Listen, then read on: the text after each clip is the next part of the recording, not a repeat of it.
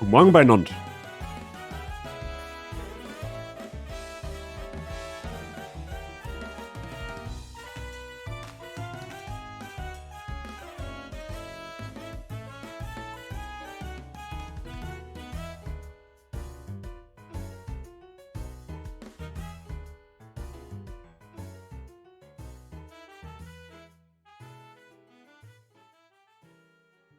So, da haben wir schon wieder. Also ich meine, bevor jetzt die ersten vom Stuhl fliegen, dort senkt nicht alle, meine Stimme ist minimal heiser. Ja, hört man wahrscheinlich ja. By the way, du Sauwami, jetzt muss ich mich vielleicht schon ganz schön zusammenreißen, dass ich nicht schon anfange bis Dienstag. Alles richtig gemacht, da ich sagen. Ja, also. Grüß Gott beieinander. Mr. Boxer, Mr. Wert, Mr. Seitscheng, Mrs. Samkroweif, Mr. Billinger. Der Mr. Mike ist auch da. Ja, der hat gerade geschrieben, offensichtlich. Der Mr. Gutzufuss, ich hoffe, und der Mr. Motzak. Ich hoffe, dass ich jetzt keinen überlesen habe. Ja? Und der Mr. Herbert flext ja mal einer. Sehr gut. Jetzt bin ich schon sehr pünktlich, aber ihr seid wieder mal überpünktlich. Also noch pünktlicher wie ich.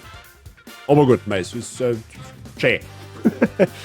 Ja, ich hab den nächtlichen Ausgang gestern. Wie was Raid? Was für Raid?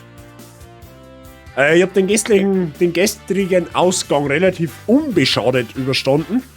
Bis auf meine Stimmniveau ein bisschen heißer ist. Aber für das, dass ich ungefähr seit, naja, gut 3 Jahren kaum Alkohol getrunken habe, bin ich gestern ganz schön gut davon gekommen. Also, ich hätte heute ehrlich gesagt nicht damit gerechnet, dass ich live gehen kann. Aber es haut hin. Ja. Klar, der Schlaf geht mir schon ein wenig ab, also das lassen wir anhängen, aber sonst alles tutti fein. Kein Kopfweh, keine Übelkeit, nix. Wie einfach eine Maschine scheinbar. Ich hätte es auch nicht gemeint. Ja, nein, ehrlich nicht. Ich hätte, also 8 Halbe, 3 Desperado und 2 Cuba Libre. Ja. Andere Geschichte. Sogar was für andere Geschichte. Wie geht's euch denn? Bist gerade noch am Essen nebenbei. Ich sagt, dann lass es auf alle Fälle schmecken. So. Nicht schlecht. Ja, vor mir ist der Bierdeckel voll gewesen. Und er denkt jetzt, ja, halt, was soll ich machen, wenn ein Kaffeekast zahlt? Ja, ich kann auch nicht, ich bin auch nur ein Mensch. Du hockst auf der Terrasse und schaust ein bisschen. Na gut, bei uns eher ungeil, weil bei uns geht der Wind wird sau und wirklich warm ist auch nicht. Aber jetzt nicht schlecht, wenn du dann nebenbei da meine Fehlerei jetzt dann gibst. Ja? Weil ich hab mir von 2 Leuten noch sagen lassen, der hat mir gestern noch geschrieben, ich soll mich warm anziehen. Der Boss scheint wohl einer der schwersten Bosse im Spiel zu sein. Ja? Ich hab's fast vermutet, also ich hab's ja gestern schon auf die 4, 5 Versuche, was wir da noch gemacht haben, schon gespannt, dass die ganz anders ist als alle anderen von der Schwierigkeit her, beziehungsweise vom Schaden her. Aber schauen wir mal. Ich werde es halt versuchen, wenn wir schaffen, ist recht, wenn wir es nicht schaffen, ist auch recht und dann, ja, schauen wir mal. Aber ich gehe jetzt einmal schwer nicht davor aus, dass ich es hinbringe. Ja. Werde ungefähr bis um 4 über 5, halb 6 streamen in etwa. Das sind ein wenig mehr wie 2 Stunden. Schauen wir mal, was wir ausrichten können. Der Wirt hat schon mehr Bierdeckeln von mir als Geld. Das bin ich mir jetzt nicht sicher, wer dann was richtig gemacht hat, der Wirt oder du. Kannst du jetzt aussuchen. Bei dir renkt soweit alles gut, war schon im Fitness. Ja, das habe ich gesehen im Discord. Das habe ich gesehen. Ich habe das Training die letzten 2 Wochen leider ein bisschen etwas sehr stark schleifen lassen. Das Problem ist, bei uns wird jetzt Straßburg hergerichtet. Und da muss ich drüber, wenn ich ins Fitness mehr hat. Und das glaube ich. Also ich muss schauen, was ich da mache, was ich da machen lassen kann, weil das wird bei uns in der Stadt zu Verkehrschaos pur führen, wenn die Brücke nicht offen ist. Ja, und da muss ich schauen. Wahrscheinlich wird es dann so werden, dass ich bei sonntags trainiere, wo wenig Verkehr ist. Aber ja gut, das ist ein anderes Thema. Das ist ja mal auf hohem Niveau, sage ich jetzt dabei. Der ist auch sehr hart, was ich so bei anderen nicht gesehen habe. Ja, wie gesagt, ich habe das auf die 3, 4, 5 Versuche, was wir da gestern gemacht haben, habe ich das schon vermutet, dass die nicht ohne ist. Aber gut, schauen wir mal. Learning by. Ich muss sowieso die ganzen Patterns erstellen. Ich weiß ja eigentlich noch nicht, ich weiß ein wenig, was sie jetzt macht, aber die Angriffsfolgen und so weiter, ja. Fahr mit dem Rad oder geht's zu Fuß? Ja, dann brauche ich nicht ins Fitnessstudio gehen. Aber der Gedanke war nicht schlecht. So. Na gut. Dann da ich das anfangen wir an. Wenn wir nicht so viel Zeit verlieren.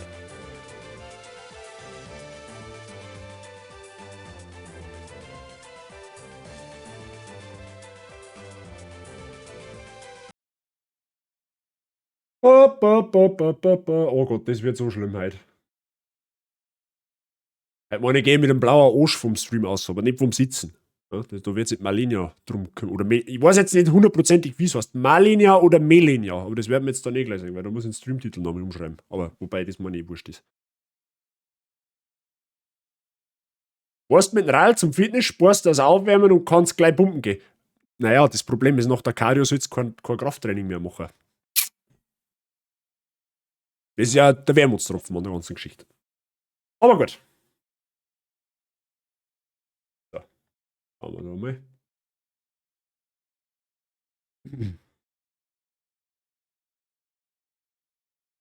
From Software, ja, die haben einiges richtig gemacht, wenn du befragst.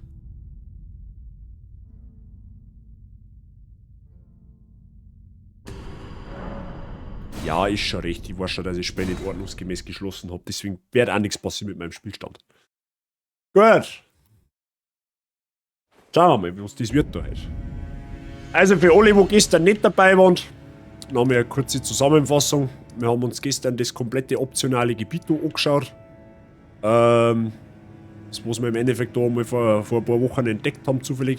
Da stinkt es noch an Dungeon. Tipp jetzt einmal, können wir uns vielleicht jemand danach, falls wir es rechtzeitig schaffen, Daten, was ich nicht glaube, einmal noch anschauen, was da ist. Haben uns das Gebiet da ein wenig angeschaut, da haben wir dann ein Rätsel lösen müssen. Das war auch nicht ganz so einfach, weil es da einen Gegner gegeben hat, der war einfach fucking unsichtbar war.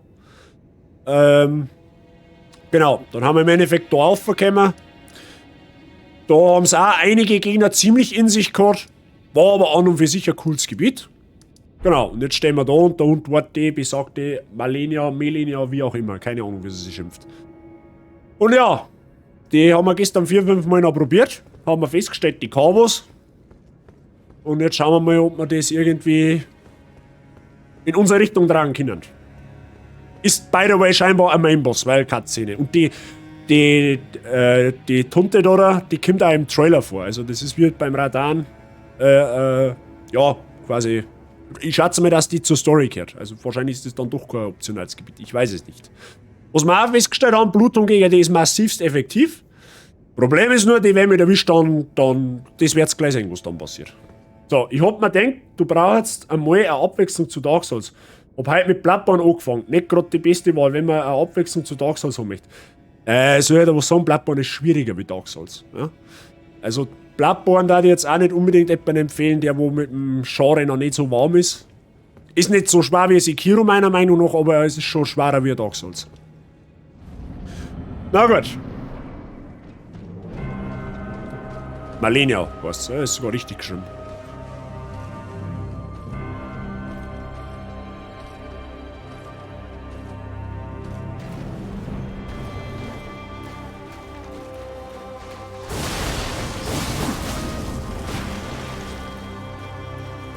Das Problem ist auch, für die es gestern auch nicht dabei gewesen haben, die, wenn mich schlägt, also wenn mich die trifft, regeneriert die mit ihren Schlägen ihr Leben.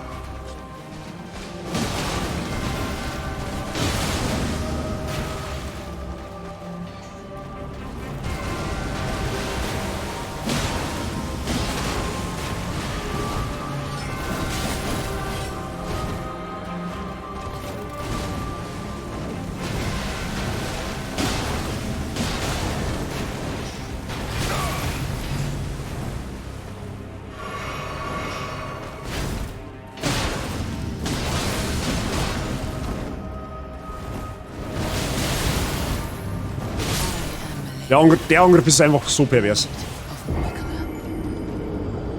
Waren wir aber gut dran. Waren wir aber tatsächlich gut dran. Und Garrus habe ich dir. Grüß dich Gott. Jetzt gibt's gleich Schnitzels. Ist schon passiert. Ist schon passiert. Also ihr seht, die macht verdammt viel Schaden. Also wenn mir die einmal erwischt, dann... Tipp, dodge in sie eine bei dem Angriff. Bei dem Schneider oder bei der Salve oder wie? Zu helfen. Ja, mal schauen.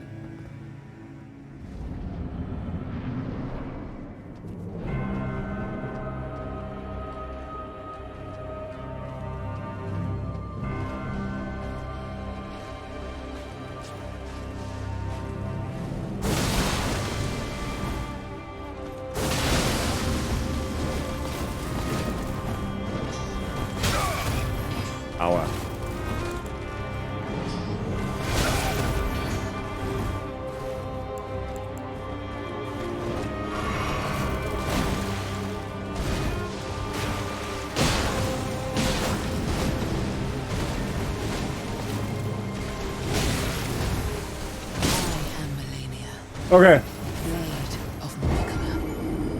War ein bisschen ein blöder Start. Weil es mir gleich zweimal mit einem Stichangriff erwischt. Aber gut. Schauen wir bei Chess auf und ich sehe, der Bot hat ein großartiges Bild aus deinem Stream für die Vorschau genommen. Ach. Was treibt denn der Bot schon wieder? Oh Gott, are you kidding me? Die Bots können ja wirklich gar nichts. Aber gut, okay. Nice. Macht natürlich wieder super Werbung für mich.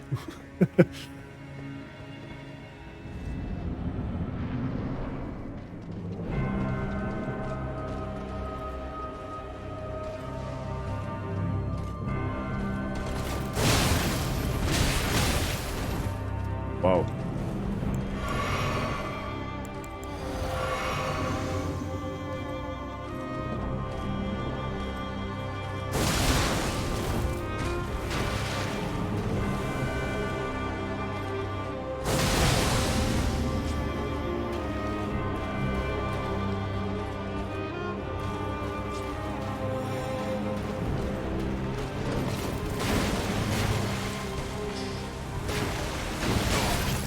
Der ist neu. Der ist neu.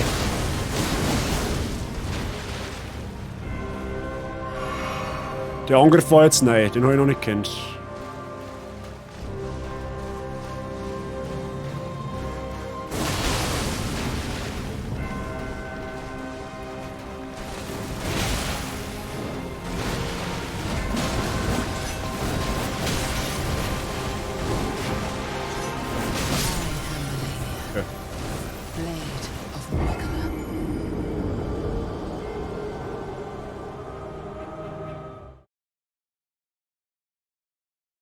Wird das.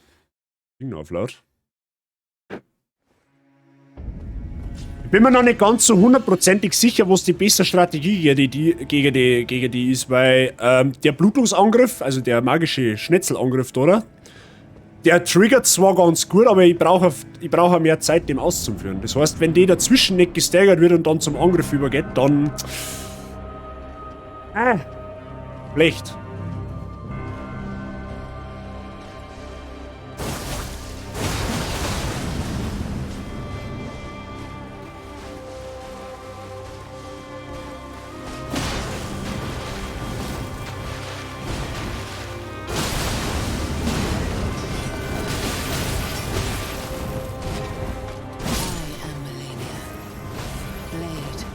Ich bin mir auch noch nicht... Ich habe irgendwie gerade so das Gefühl, dass in sie einreiner generell besser ist als wir weg.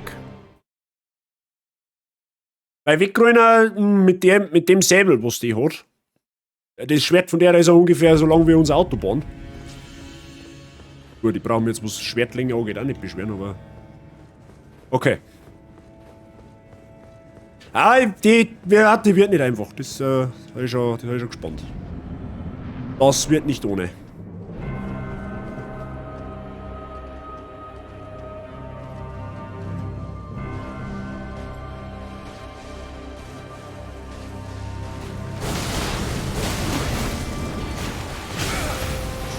Da weiß ich eben nicht. Der kommt mal schnell und der kommt mal langsam, der Angriff. Das ist da ein wenig schwierig abzuschätzen, wann sie was macht.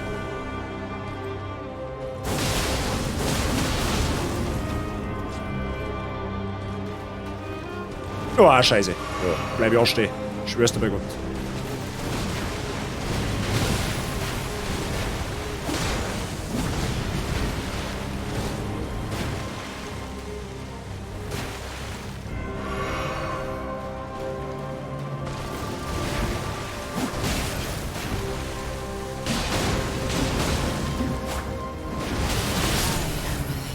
Was ist das mal? Also der Angriff ist krank. Der ist absolut krank, der Angriff. Da hab ich keinen Plan, wie ich das dodgen soll. Okay, also was ich gestern so festgestellt habe, da bringt Distanz ein wenig etwas. Dann überlebe ich es gerade so, aber ist halt auch wieder schwierig, wenn du schon an ihr dran stehst, dass du dann Distanz gewinnst. Also, ja. Das richtige Patentrezept geht man ab gegen die. Das ist noch ein wenig komisch. Aber das wird ihm schon.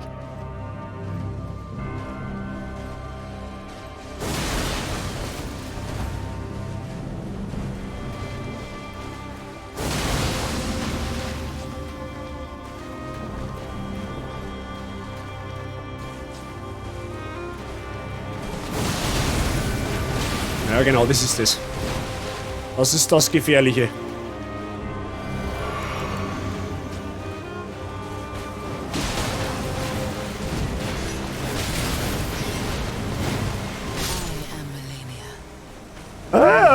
Die hauen so schnell zu, ich kann nicht reagieren.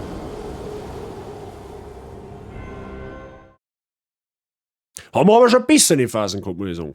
Da haben wir schon 2-3 Mal weiter heruntergekommen. Jetzt momentan komme ich nicht einmal bis zur Hälfte.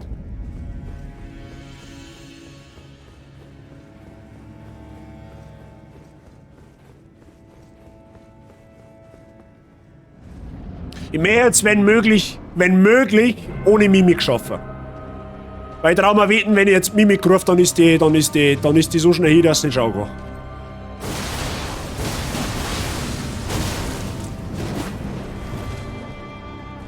Okay, das war auf alle Fälle schon mit zauberhaft, was da jetzt passiert ist.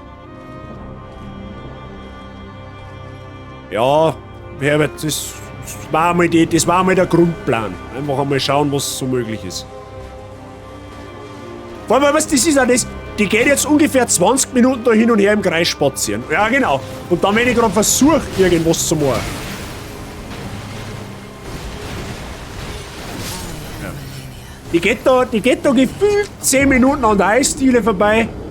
Und wenn es dann so denkst, ja, jetzt kann der mal, dann schluckt die so schnell zu, dass genau das passiert. Und der Boss hat eine Kehrseite von der Medaille. Sie wird zwar gestaggert von meinen Angriffen, aber ich von ihr genauso. Das heißt, wenn sie mich trifft, bin ich quasi bewegungsunfähig. So, auf die Art. Alles komisch noch. Ist noch ein wenig sehr komisch. Ich habe bisher im Spiel mit tendenziell eher langsameren Gegner zum Tag gehabt und sie ist jetzt überkrass schnell.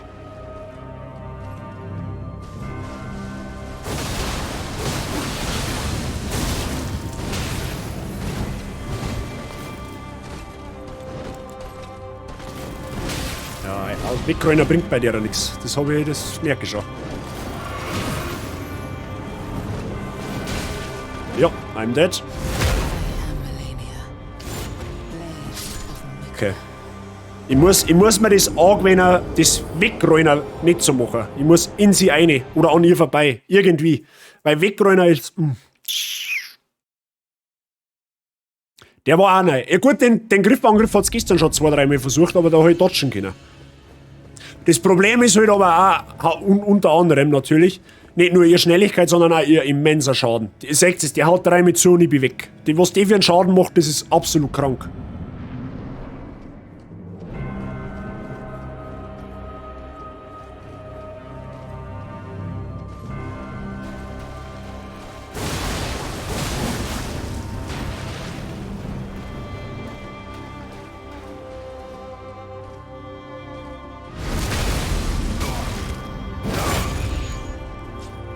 Das ist mal anders.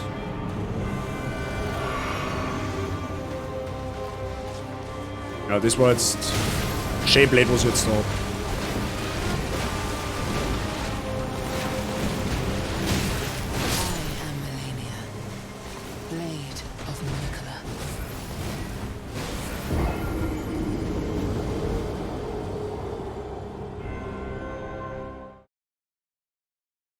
Okay.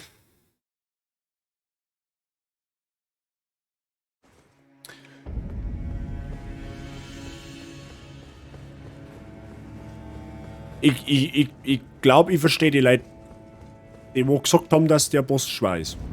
Ich ahne wieso.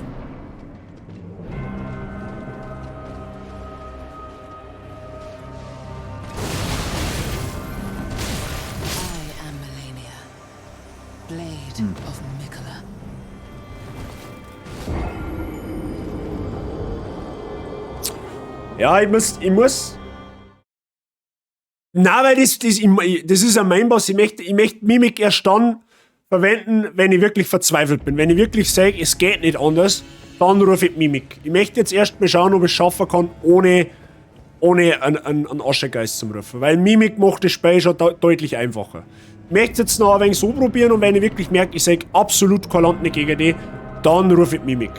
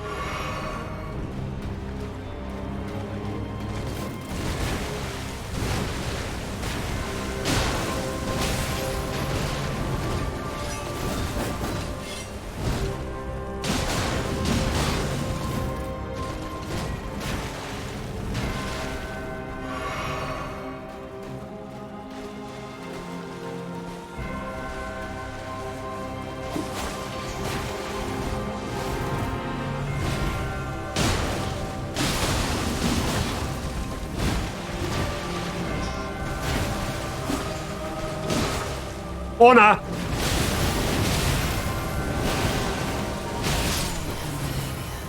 Wow.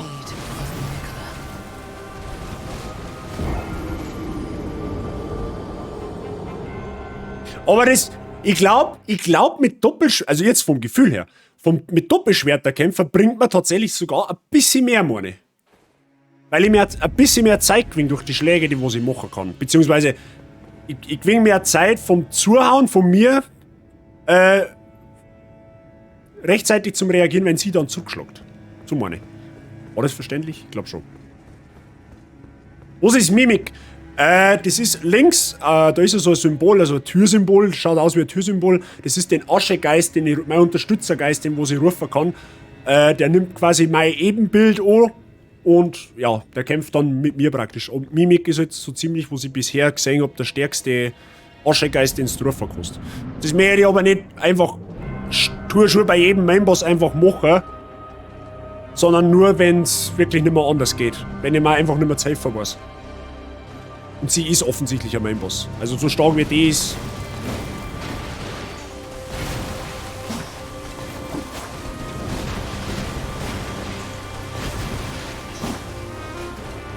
Okay, wir haben jetzt beide ziemlich oft schön daneben geschlagen.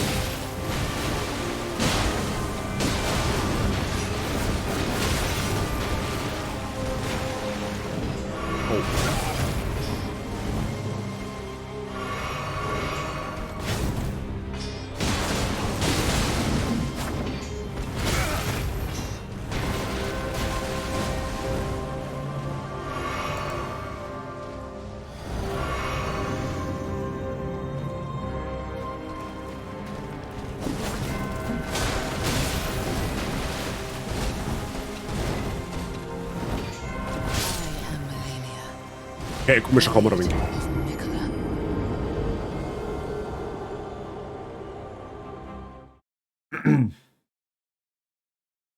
Was ich auch noch sagen, die musikalische Untermalung von dem Boss ist auch absolut Sahne. Also nicht nur der Bosskampf an sich, der wo mir brutal gut gefällt, an und für sich, sondern auch die Musik, die wo dabei läuft, die ist richtig geil gemacht. Also kann man wirklich nichts sagen.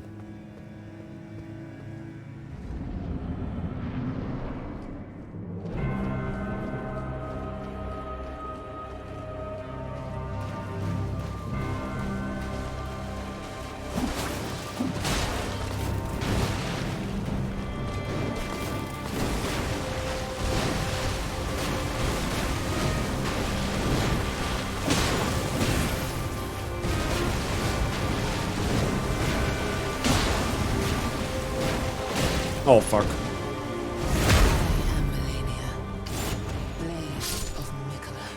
Ist es im Bereich des Möglichen, dass dieser One-Shot-Move ist?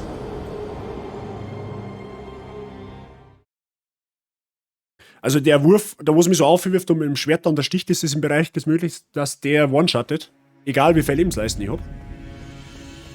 Weil das waren jetzt fast 80% von meiner Lebensleisten.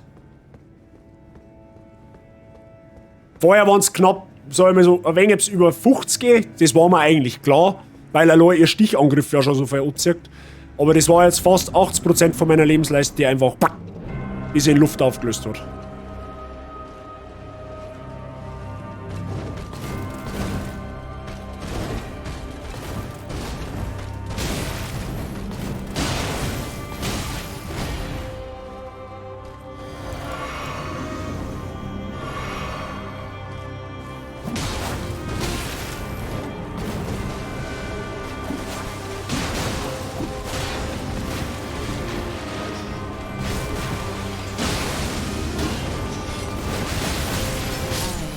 Was nichts mehr da. Die, wenn die Arme erwischt, dann hat's die. Ach, du Kacke, ist die stark.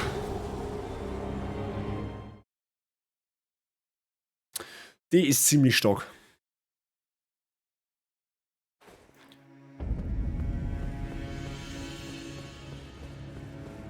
Aber es hilft nicht, an der müssen wir irgendwie vorbei. Da kommen wir nicht drum rum. Das wird nicht anders.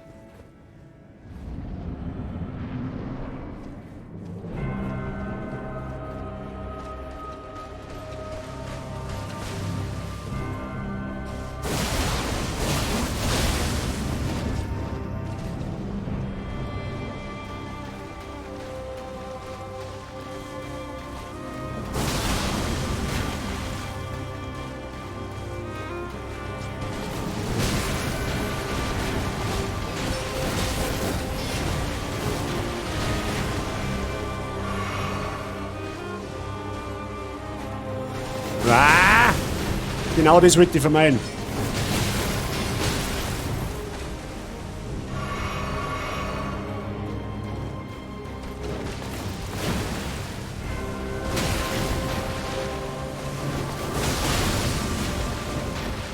Oh na.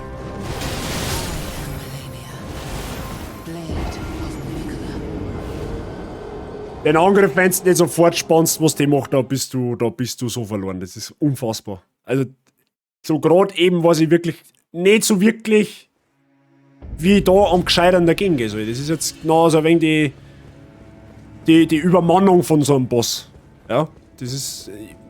So den einen oder anderen Pattern weiß ich schon stark, was die da macht, aber da ist das Problem, ich weiß nicht, wie ich am besten ausweichen soll. Soll ich die zuberennen, soll ich auf die Seiten rennen oder hinter rennen? Offensichtlich nicht. Das funktioniert nicht gescheit bei der. Aber dann kommt es mit irgendwelchen anderen Angriffen, die wo brutal sind.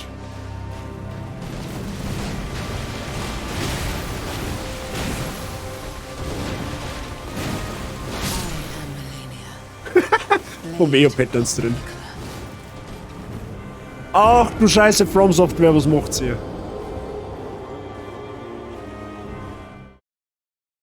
Oh Gott, ist das greislich.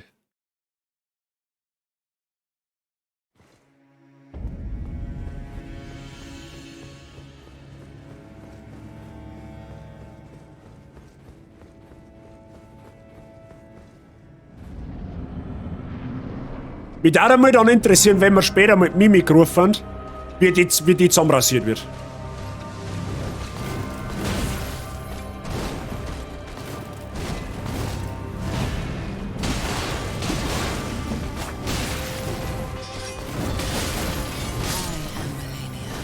Die werden die...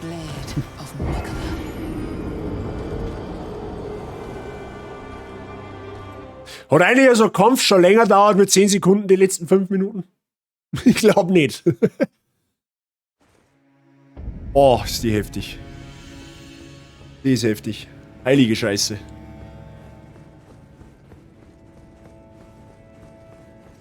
Gefühlt nicht, ja. Mir kommt es gefühlt auch so vor, ich renne rein, zack, bumm, tot.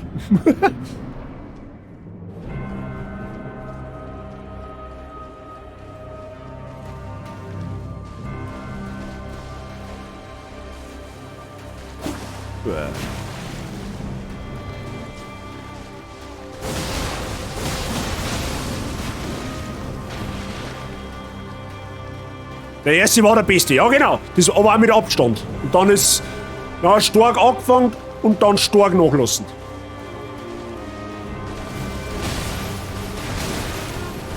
Die kämen so komisch, die Schläge. Weil ist nur so gefühlt, ich darf es dreimal angelangen und dann war es aber.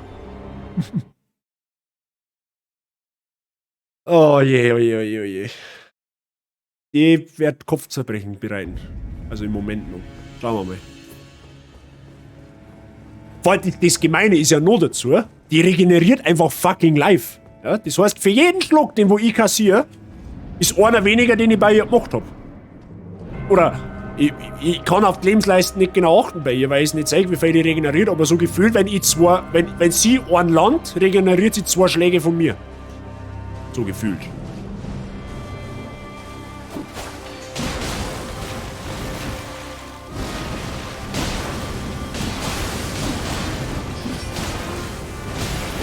Also ich brauch's auch nicht gut. Genau. Oh, warum macht die so viel Schaden? Oh. Vor allem, wir haben ständig in Phase 1. Das kommt ja noch dazu. Ja, wir haben der zweite Phase. Der eigentlich zweite Phase, wir hätten es nämlich eigentlich schon mal weit nur Oberdroschen gehabt. Gestern. Und heute auch einmal.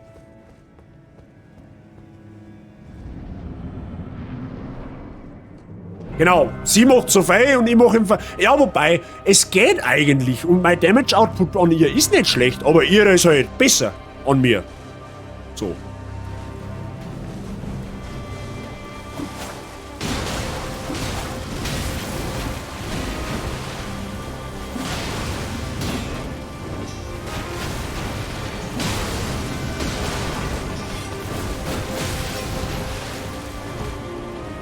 Oh, tot. Oh, chill!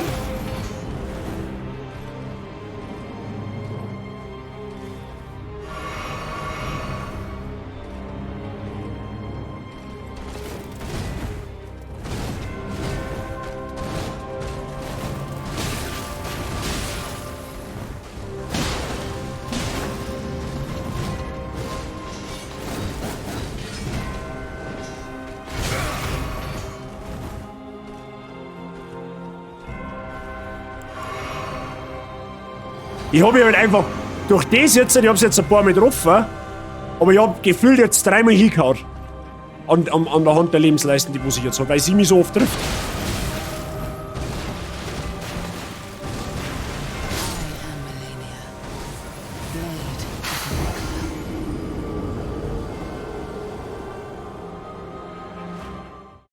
Okay, Leute, ich muss ich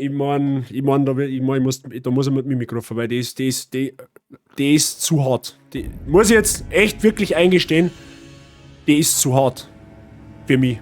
Ich schaff, also jetzt gerade, ich weiß nicht, wie ich das am besten machen soll. Ich hab gefühlt überhaupt keinen Vorteil nicht gegen die. Mach mal 1-2 Mal mit Mimik. Ja, das meine ich jetzt einmal Idee. Jetzt schauen wir mal, was passiert, wenn wir mit Mimik machen. Ja, das vergessen wir mal.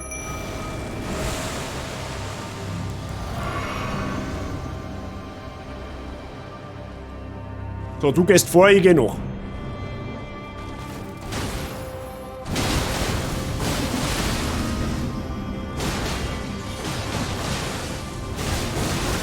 Ja, seht ihr, das ist das. Wenn du Mimik rufst, ist das eigentlich Free-Win. Egal, der Boss macht gar nichts mehr jetzt.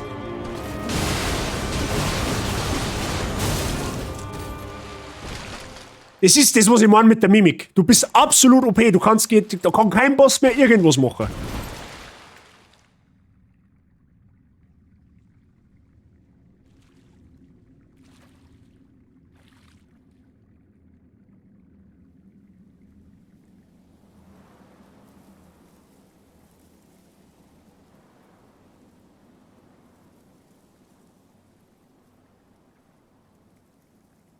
Oder war das sogar der Endboss?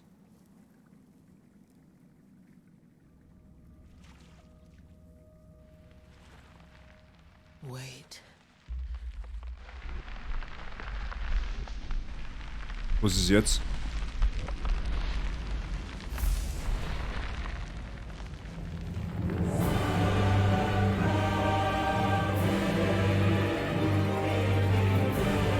Die hat noch mal eine Phase? Bist du bescheuert?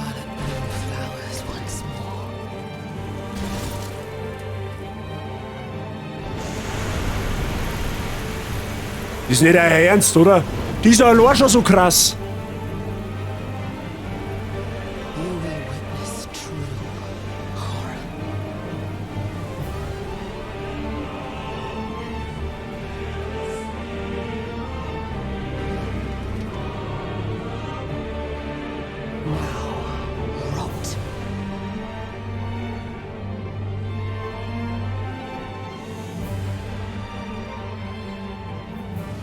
Die hat fucking 2 Phasen, die wo jeweils eine Lebensleisten hat. Are you kidding me? Und macht Scharlachpfeile. Bist du bescheuert? Das ist ja nicht enker Ernst, oder? Gut, der Einsatz von der Mimik ist ab jetzt gerechtfertigt. Freunde, das sage ich, wie es ist.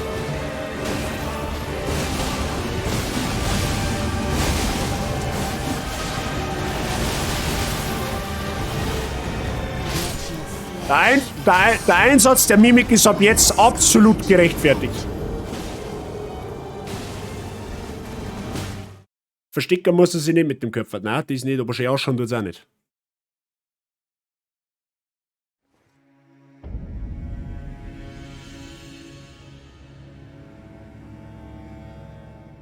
Okay, ihr habt's alle gesehen, wie krass ich gegen die auf die Schnauzen krieg, ohne Mimik.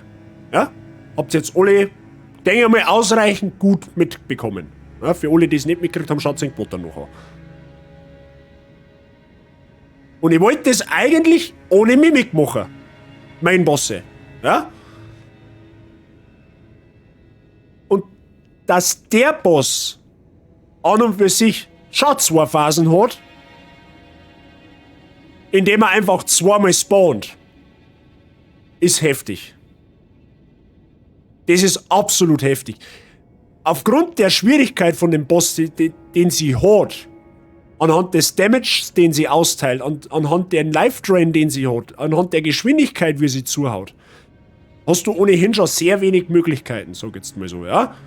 Aber dass dann danach noch mehr eine eigene Phase kommt, mit noch mehr fast einem ganz gefüllten Lebensbalken, alter Fuchs! Also ich glaube, wenn es ohne Mimik jetzt noch 2 oder 3 Stunden geschafft hätte und hätte dann festgestellt, hey, da kommt eine nur Phase, ich hätte freiwillig das Player angefangen. Da. Das hätte ich freiwillig, das garantieren, dass ich das Player angefangen hätte. Das ist heftig.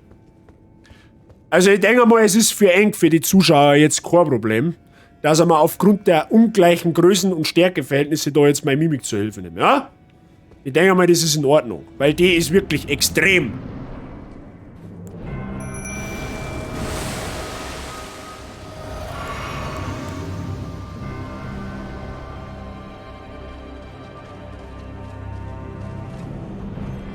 ja, genau.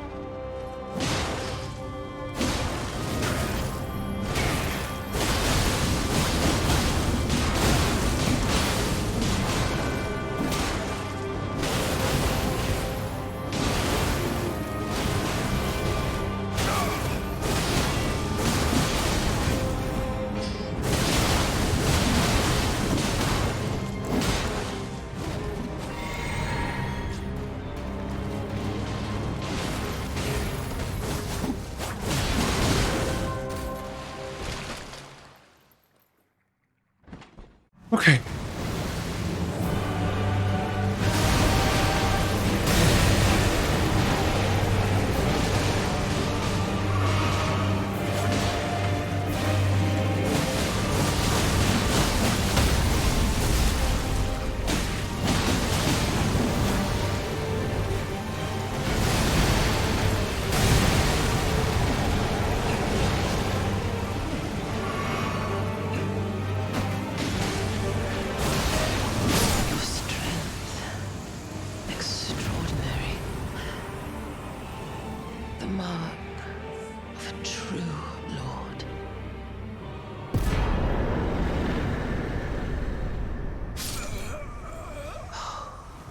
Ah, ich stirb an der Scharlachfälle. Lol. Wie geil ist denn das? Im Boss zusammengehauen und stirb selber. Was ist jetzt das? Unentschieden oder was? Ist die jetzt hier oder? Ah, die ist hier, okay. Sie ist hier.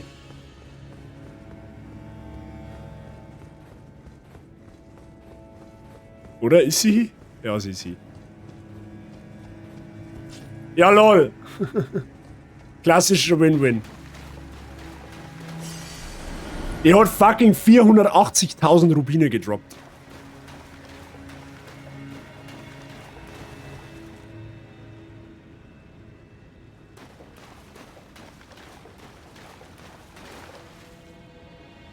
So gibt's jetzt dann nichts mehr, oder was?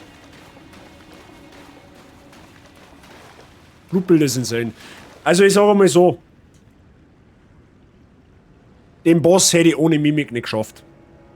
Da bin ich einfach so offen und so ehrlich und sage, da reicht mein Spielverständnis für Souls nicht aus. Den hätte ich ohne Mimik nicht geschafft. Sage ich einfach so, wie es ist. Und man muss ja einfach gut halten, der Boss ist einfach übel krass. Der ist extrem stark. Ich darf fast so weit gehen, und sagen, dass Seed Malenia stärker ist als wie der Ishin aus Sekiro. Ishin ist der Endboss in Sekiro. Und das trauen wir eigentlich relativ sicher behaupten, dass die stärker ist, dass die heftiger ist. Der Ishin hat zwar insgesamt, wenn man an Ding mitrechnet, 4 Phasen, aber wie gesagt, anhand der Tatsache, wie die agiert, wie schnell die zuhaut und vor allem das Schlimme an der ist ja der Schaden. Ja, die macht 3 Schläge und du fällst um. Ja, und zwar ohne Wenn und Aber. Teilweise braucht es sogar noch 1 oder 2 Schläge und du fällst um. Je nachdem, was für ein Move das halt triggert. Und sage, da bin ich einfach so ehrlich und ich glaube, Bianc mag das vielleicht jetzt ein bisschen noobig oder ein wenig langweilig gewirkt haben. Aber ohne Mimik hätte ich den Boss nicht geschafft. Schon allein deswegen nicht, weil der Name eine Phase an und für sich selber hat. Ja? Also sprich, du bekämpfst den Boss zweimal und in der zweiten Phase kommt noch Scharlachfäule mit dazu. Das heißt, mir wird, wenn ich das kriege, kontinuierlich wirklich ein ganz gutes Stück Leben abgezogen über Zeit und zwar über eine lange Zeit. Von daher, bevor dass er mich da jetzt 5 Wochen gefühlt spielt im Stream, was dann für Henk auf Dauer wahrscheinlich auch irgendwie ein wenig langweilig wird, glaube ich, ist so fast die beste Variante gewesen. Ich hätte aber tatsächlich auch nicht gedacht, dass es mit Mimik so viel einfacher wird. Ja. Hätte ich das gewusst, hätte ich vielleicht mit der Mimik nur ein wenig gewartet. Andererseits, wenn ich noch ein wenig gewartet hätte und hätte es dann geschafft, dann hätte ich nicht gleich festgestellt, dass da 2 Phasen dahinter stecken. Aber gut. Ich brauche halt einfach gerade für 2 Aufstiege. Ja gut, da gibt's jetzt nichts mehr, oder? Was ist da jetzt Ende im Gelände? Wahrscheinlich.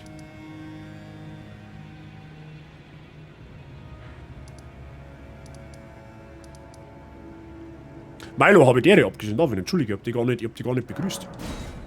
Einmal sorry.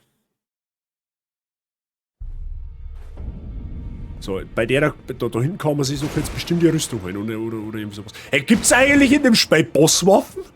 Das ist mir jetzt erst aufgefallen. Kann man sich irgendwie Bosswaffen machen? Heldenausrüstung. Ah, da schau her, die Rüstung gibt's auch.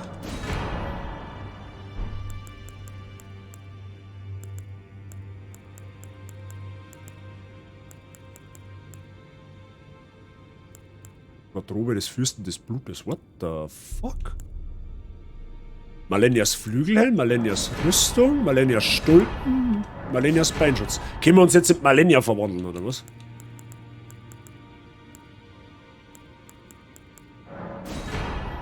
Nehmen wir die auch noch mit.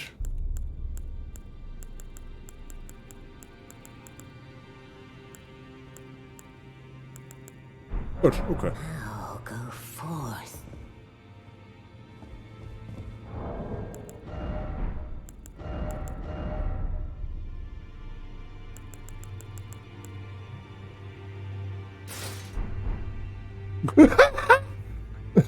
Geil. Können wir uns in der Weiberlein verwandeln. Das schaut aber actually gar nicht mehr so schlecht aus. Das schaut aber eigentlich gar nicht mehr so schlecht aus, wenn du mich fragst. Der Helm hat was. Gefällt mir. Wait a minute.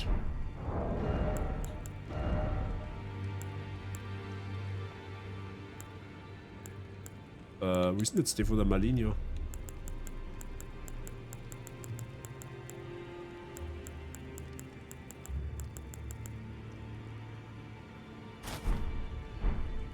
Tatsächlich, du kannst die komplette Rüstung von der Malenia jetzt so dran. Das Schwert von ihr darf mich halt interessieren, aber ich weiß nicht, ob es in dem Spiel Bosswaffen gibt. Also ich habe bisher zumindest noch keine gefunden. Beziehungsweise, warte mal. Ist sie vielleicht da durch? Kraft vom Echo. Ja.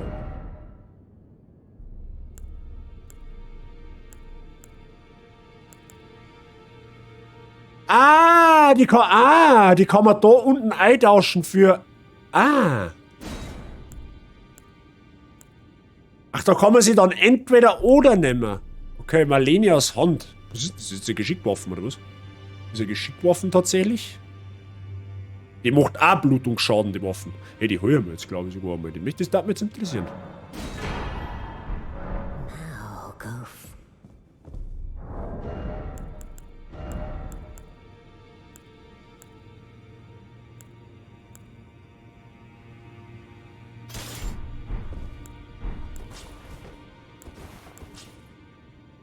Uiuiuiui. Schau schön, Säbel. Ha, mein Schwert ist. Mein Schwert, was ich von davor gehabt habe, ist sogar länger als wie das von der Malenia. Pass auf, kalt ist aufwerten. Einfach mal rein zur Gaudi. I took you for no matter, it's lay out your arms.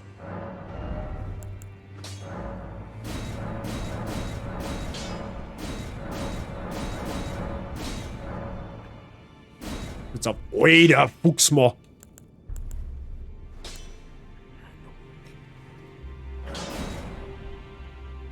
Okay, das haben wir einmal aufgewertet, das passt. Okay, ich möchte jetzt wissen, was die Waffen kann. Ne, wurscht, gehen wir einfach. Ah, genau, da hätten wir auch noch etwas. Das kann man uns auch noch anschauen in dem Turm. Da gibt es nämlich, können wir Rune aktivieren.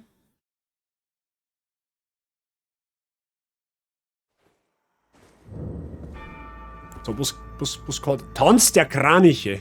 Ja, jetzt pass auf.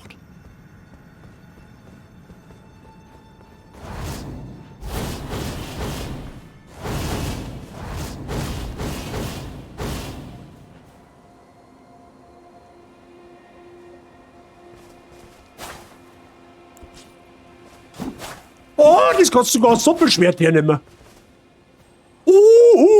Ich glaube, wir haben ein Spielzeug.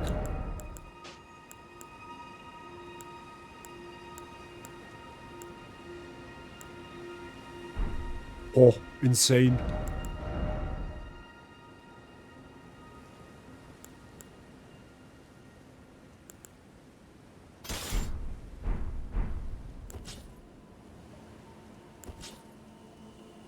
Ich stehe auf lange, scharfe Dinge. Was?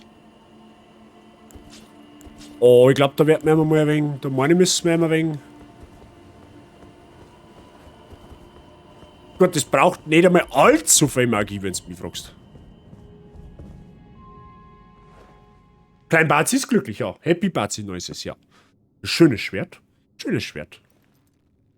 Gut, der Praxistest steht natürlich nur aus.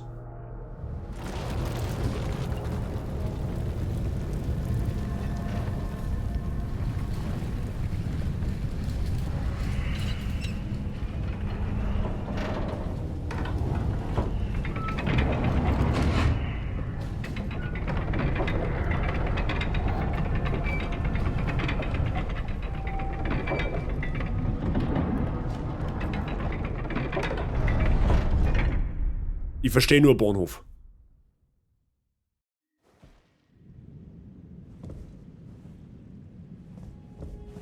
Vielleicht mal da so, dass meine Magie wieder voll ist. Elden Ring Disco-Kugel, ja. So auf die Art.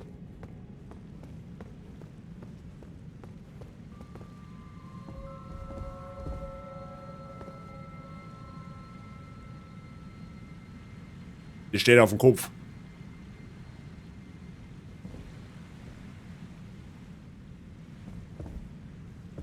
Es steht auf dem Kopf, Freunde der Sonne. Ja toll, und jetzt? Wieso? Achso, das ist eine Sprungpassage quasi, oder was?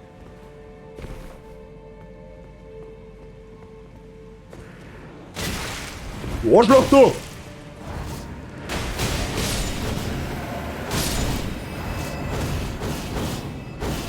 Ah, ich kann jetzt abfuchteln. Was sagst du da dazu, hä?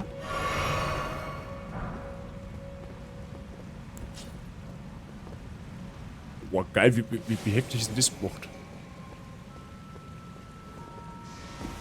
Das ist einfach alles verkehrt Aua, wer war denn das jetzt schon? Ah, das ist schon wieder so ein scheiß Magieschütze. Okay, sehr gut. Ich glaube, das Schwert macht viel Schaden. Mir kommt so vor, wie wenn das Schwert viel Schaden macht.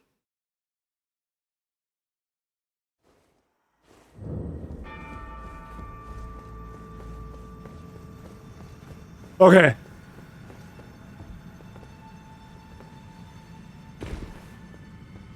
Ich glaube schon, dass das Schwert gut ist. Mei, die Bratzen, ha. Hau halt ab. Okay, einfach einmal mit einem Schlag weggesäbelt.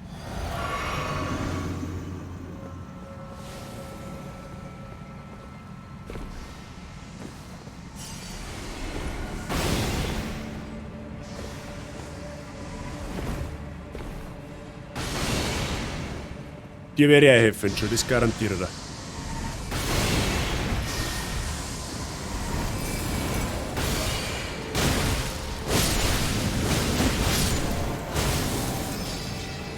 So, okay.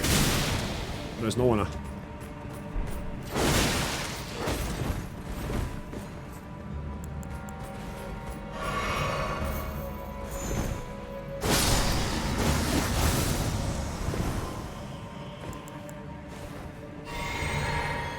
Okay.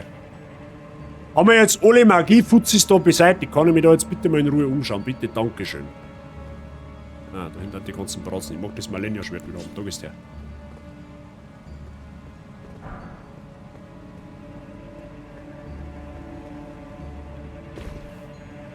Wenn wir jetzt nach unten gehen, gehen wir dann eigentlich nach oben, weil es ist ja verkehrt rum. Sinnloses Nerdwissen an der Stelle.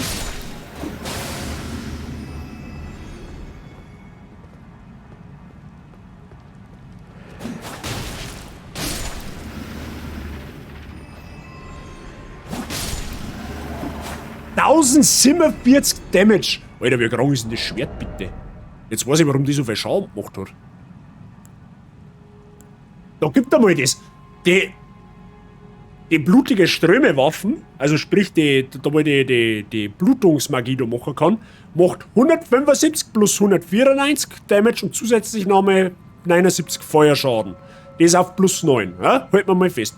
Und die ist auch auf plus 9, die macht aber 269 plus 275 Schaden. Gut, da kommt sie ein wenig näher dran. Aber holy shit, jetzt weiß ich, warum die so viel Schaden... Hey, Moment einmal. Macht die Schaden Live-Drain? Macht das Schwert ein Live-Drain? Oder ist das der Malenia vorenthalten? Da ich aber schon fühlen. Das ganze Messer, Gabel, Schere, Licht gehören für kleine Hände nicht. Ich bin aber groß.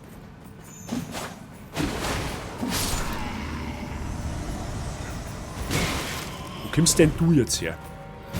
Das ist das, was ich mich frage. Bolzen, ja toll. Was der Schenger denn Bolzen? So, gehen wir da oben? Ich glaube da. Wo müssen wir überhaupt hin? Das ist das nächste. Ich glaube, wir haben in einer Matrix gefangen. Wie ich das sehe. Oh Gott. Sehe ich schon, das wird wieder ein Balanceakt da.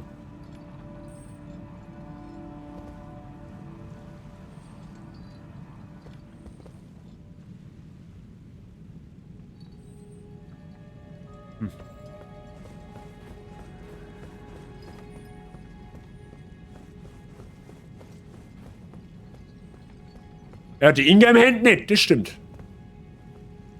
Naja, gut, so klar haben sie auch nicht, Mr. Seitching. Ja, also ich glaube, der Django da ist schon befähigt, das Schwert zum Schwingen. Oder zwei. Ja, ich glaube, den Schein, den lassen wir haben. Ja, wo soll ich denn jetzt hin, Freunde? Also, ich habe keinen Plan. Da oben haben wir keinen. Ja, wahrscheinlich müssen wir da oben, oder? Ja, da auf dem Aufzug gehen. Das kann eine Möglichkeit sein. Garantiert, dass da wieder irgendein so ein Vollzipfel spawnt, der wo mich da vor die Balken runterwirft. Hundertprozentig. Das war komisch, wenn nicht.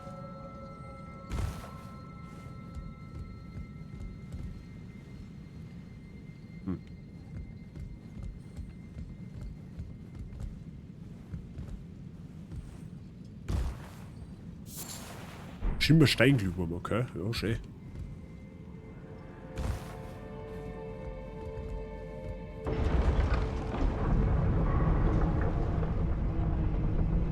Jetzt fahren wir praktisch weiter nach oben. Weil Verkehr rum.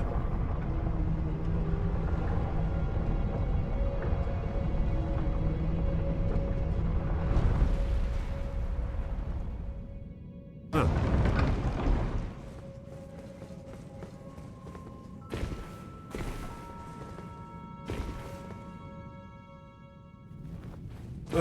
Okay, hat bitte nicht schon wieder einen Bosskampf.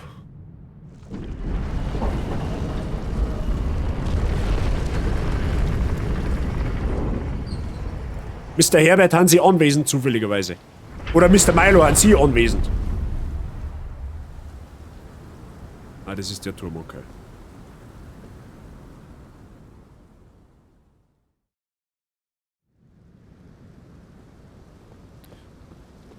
Herbert, kannst mir du in etwa sagen, wie lang die Speiner ungefähr geht? Ungefähr.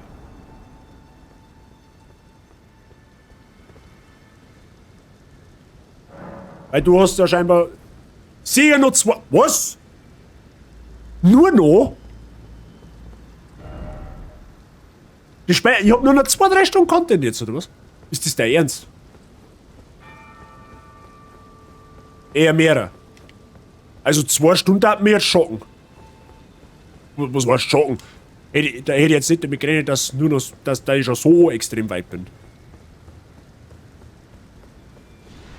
Ja, es war klar, jeder so ein Zipfel hat auch kommen müssen, oder?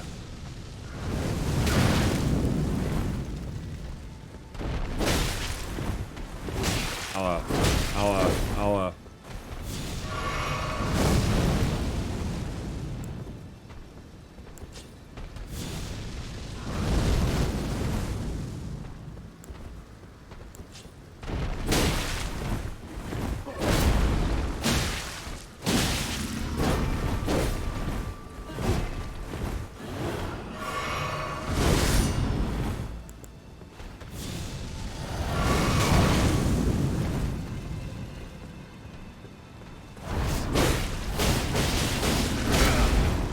Okay, der Angriff staggert quasi nicht, okay.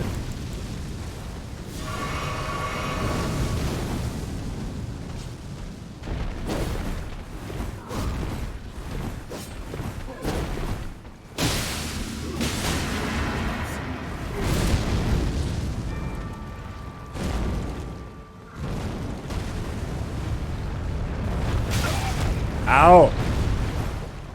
Du fährst die Pflanzen! Okay, das hat er wörtlich nicht mehr, alles klar.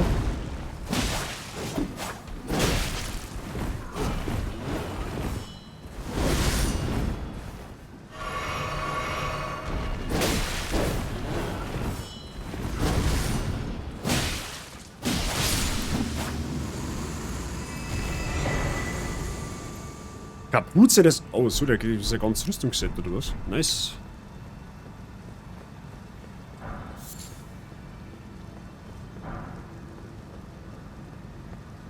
Wenn du durch die Bosse durchlaufst, okay? Ja, gut, mal abgesehen davon. Was bleibt mir jetzt eigentlich anders noch über? Ich kann jetzt den Turm da noch machen. Gut, da hinten ist auch noch irgendein so ein komisches Gebiet. Da bin ich mir jetzt auch noch nicht so ganz wirklich sicher, wie man da hinkommt. Ja? Aber im Endeffekt glaube ich halt, wenn wir jetzt den Turm machen, dann müssen wir da weiter tun. Weil was anderes... I don't know.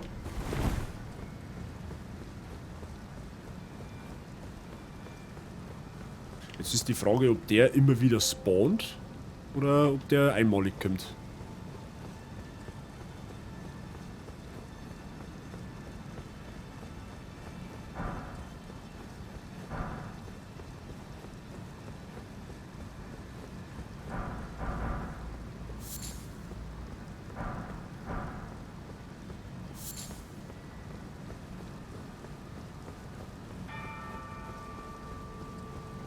Ja, ich bin jetzt gespannt, was wir da für eine Rune aktivieren können. Moment, von der Malenia haben wir doch auch eine Rune gekriegt, oder nicht?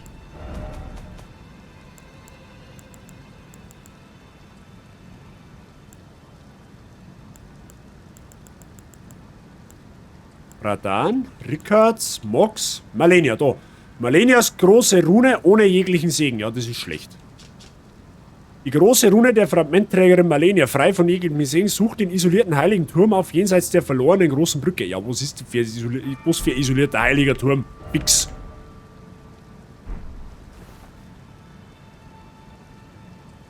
Wir fehlen noch 3 große Bosse, soweit ich gerade denken kann. Große Bosse plus dann der Endboss.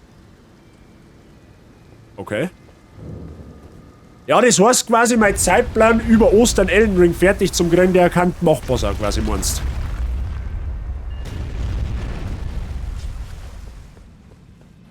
Ist so zauberhaft.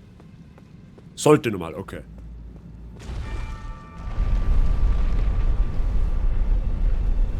Ich muss sagen, Praxistest von dem Schwert von der Malenia bestanden. Für gut befunden. Ja? Passt auch ganz gut in unserem Blutungsbild. Aber da muss ich jetzt schnell ummodeln, weil das passt mir da nicht. Wobei doch, das passt mir schon.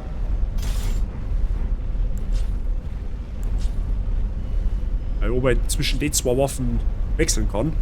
Weil die Blutungsmagie von dem Schwert ist tatsächlich stärker als wie der Effekt von dem Schwert. Aber die 2 in Combo haben dafür wieder gut.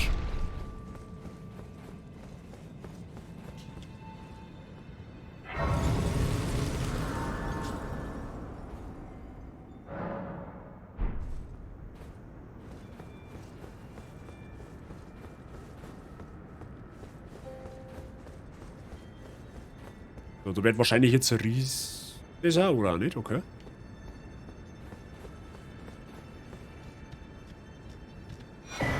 Fluchmal des Todes. Erbe der Sterngucker, was ist denn das?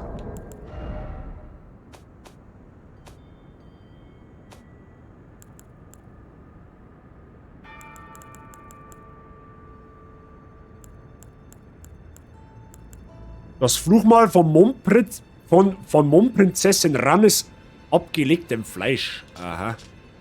Einen das Fleisch von Ranni der Hexe geritztes Fluchmal, auch bekannt als die Halbkreiswunde des Tausendfüßlers. Dieses Fluchmal wurde zum Zeitpunkt des Todes des ersten Halbgottes erschaffen und hätte die Form eines Kreises annehmen sollen. Ja, nicht ganz. Da aber 2 Halbgötter gleichzeitig starben, wurde das Fluchmal in 2 Hälften geteilt. Ranni war die erste der Halbgötter, deren Fleisch verging. Beim Prinzen des Todes starb hingegen nur die Seele.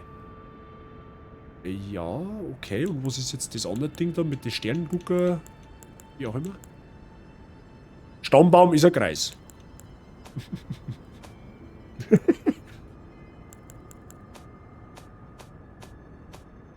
Was war jetzt das Symbol mit den Sternengucker? Was ist jetzt das für ein Schund gewesen? Ah, das ist der Talisman, da schau her.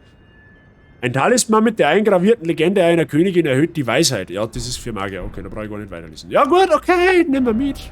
Was soll's.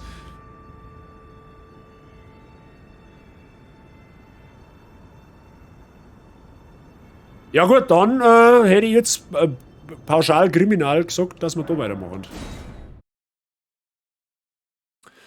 Stammbaum ist ein Kreis. Das gibt's da wieder nur du.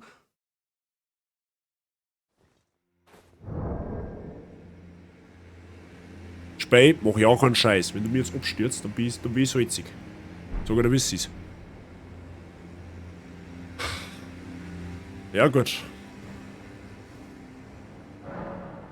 Mit Melina sprechen.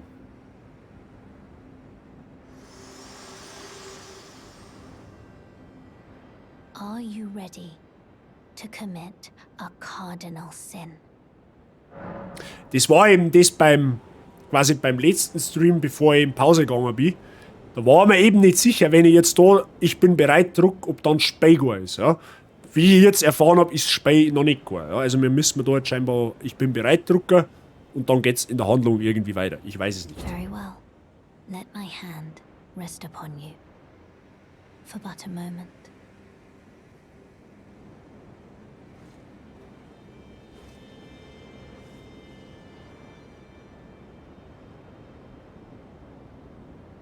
Das Haupt ist aber auf dem Kopf.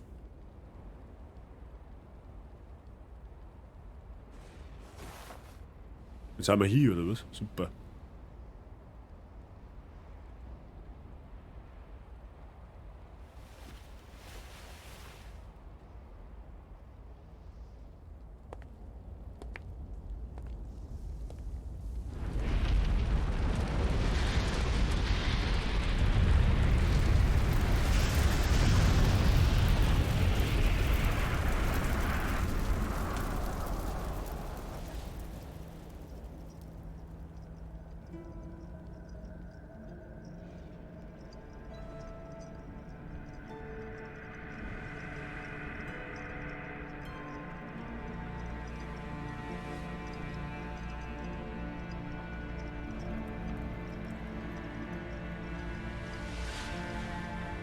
O Erd Tree, you shall burn. Und das habe ich jetzt tatsächlich auch gerade gedacht, sei.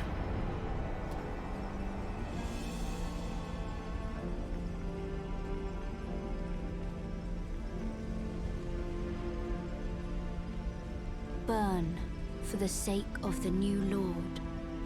Weil viel merci für den Rück. Eng 2. Schlaft sind gut aus. Danke.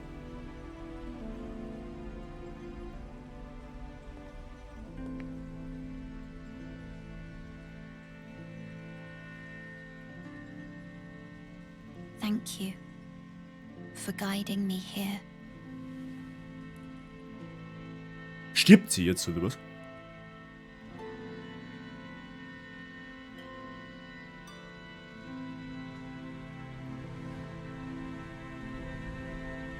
The one who walks alongside Flame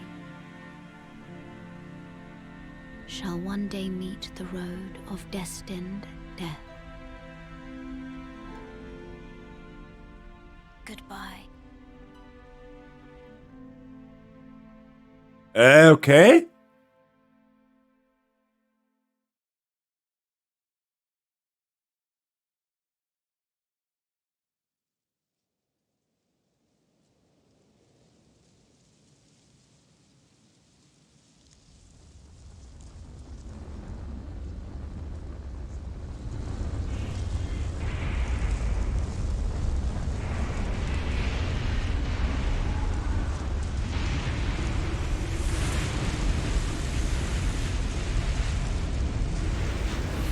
So sind wir ganz schön behindert.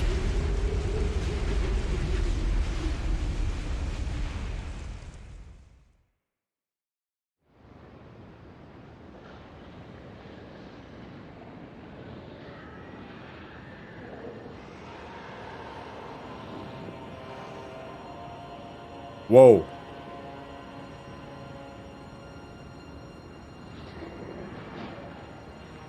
Wieder krass. Wie geil kann man Maps gestalten? From Software. Ja.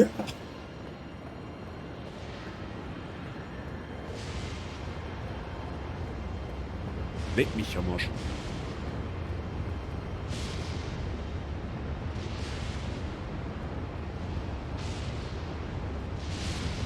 Warum habe ich so das Gefühl, dass es ein Drachengebiet ist? Weiß nicht. Mir juckt es gerade unter dem linken kleinen Zehennagel, dass das ein Drachengebiet ist. Keine Ahnung, wie ich drauf komme, aber. Vielleicht bin ich einfach auch nur extrem vorbelastet, was das angeht. Weiß er. Ich weiß es nicht. Schmiedesteinstufe 8, okay.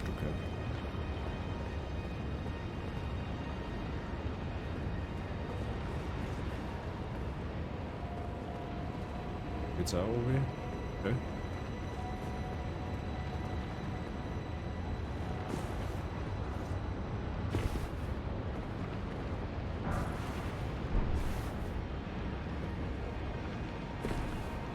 Okay. Drachen an die Wände, in der Luft, alles riesige Statue, es ist ein Zwergengebiet. Ja, wahrscheinlich. Mit einem Hochdruckgebiet scheinbar. Es hat Sturm gemeint, meine. Zerfallenes Farum Azula. War man wieder jetzt? Ah! Gut, weiß zwar nicht, wie wir von dem Kessel da umgekommen haben, aber gut, das wird. Ich tue da jetzt auch nicht wirklich was zu sagen. Und lass mich raten, wir müssen da rauf, 100%. Oder da oben, je nachdem.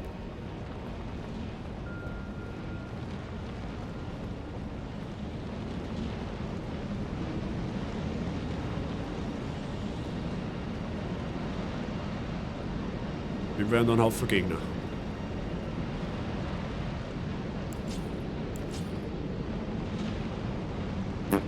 Auch nicht schlecht, der Specht.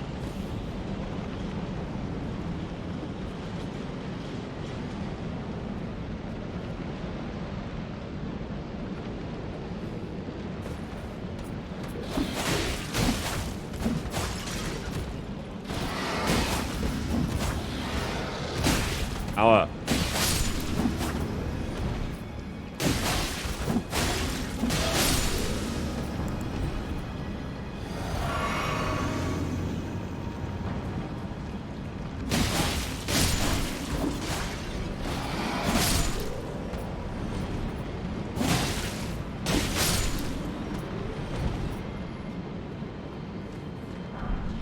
Bestiengrundschwert. Okay. Ja gut, brauchen wir uns nichts vormachen. Waffentechnisch wird man nicht mehr stark für andere Sachen kriegen. Oha. Ich hätte auch nicht einmal gedacht, dass wir mir überhaupt noch mehr andere Waffen hernehmen. Aber Säbel von Malenia ist einfach OP. Da kommen wir nicht aus. Ja, das hast du wieder sauber ausprobiert.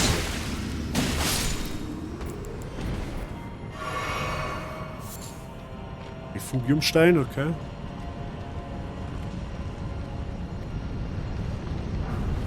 Blitzsichere Trockenleber. Wenn mein Leber auch der blitzsicher war. Also, warte, Gnade, sehr gut.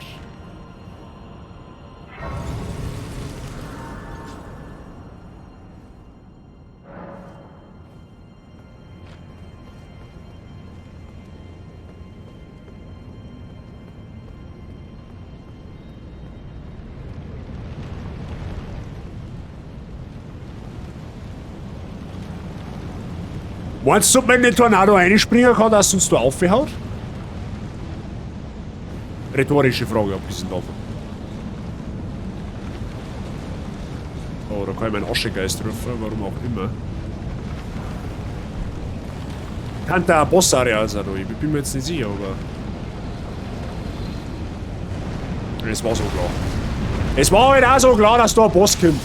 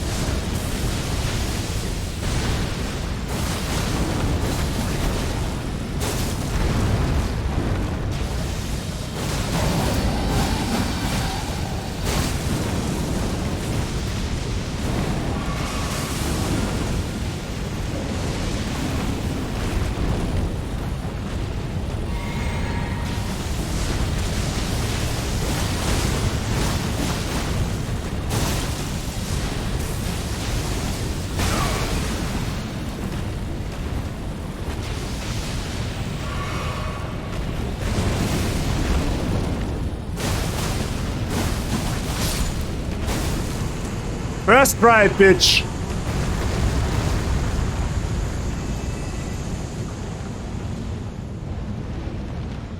Aber das war nicht einmal ein Boss, abgesehen davon, der hat keine eigene also keine unterne Leisten nicht gehabt.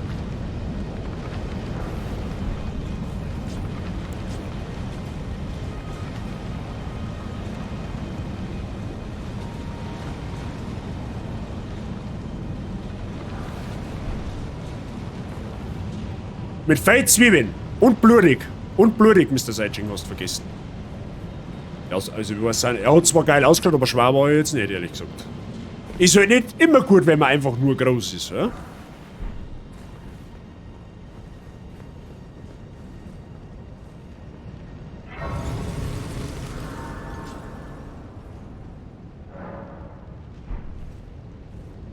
Gut. Ja, servus, sie war zum Durchsauen, da. Wie schaut's aus? Darf ich dir mal angelangen da?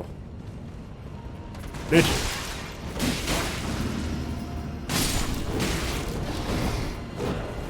Gut, das hat da noch jetzt ein wenig persönlich gemacht.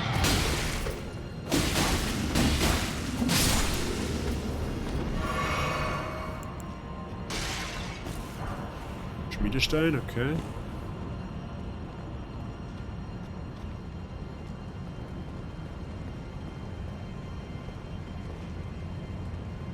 Oh, da gibt es auch wieder mehrere Areale, wie das Zeug. Blitzgroßbolzen.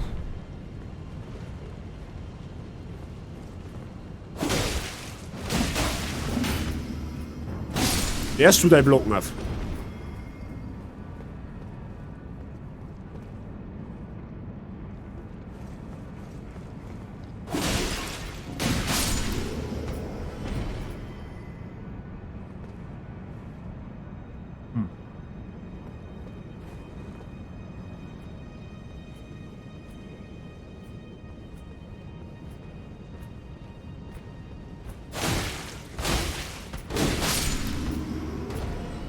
Mir gefällt es, dass das schwer zu viel Schaden macht.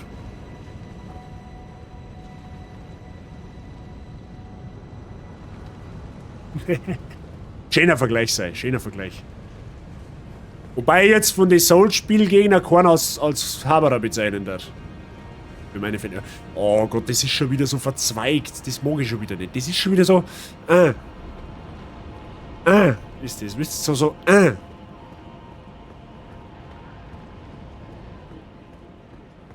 ist auf alle Fälle ein Aufzug. Wo man nicht sieht, ja gut, der wird offensichtlich nach unten führen, oder? Ja, denke mal. Er führt ins schwarze Loch. Ja, toll. Oh, da gibt's Loot.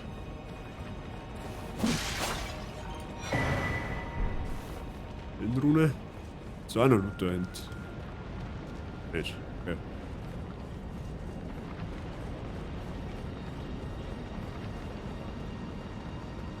Ah, ich hab dir genau gesehen. Wer zaubert da?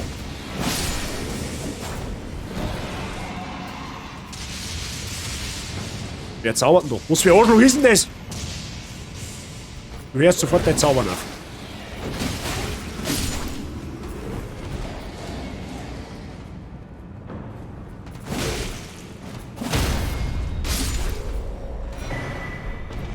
Gebetbuch der uralten Drachen, okay.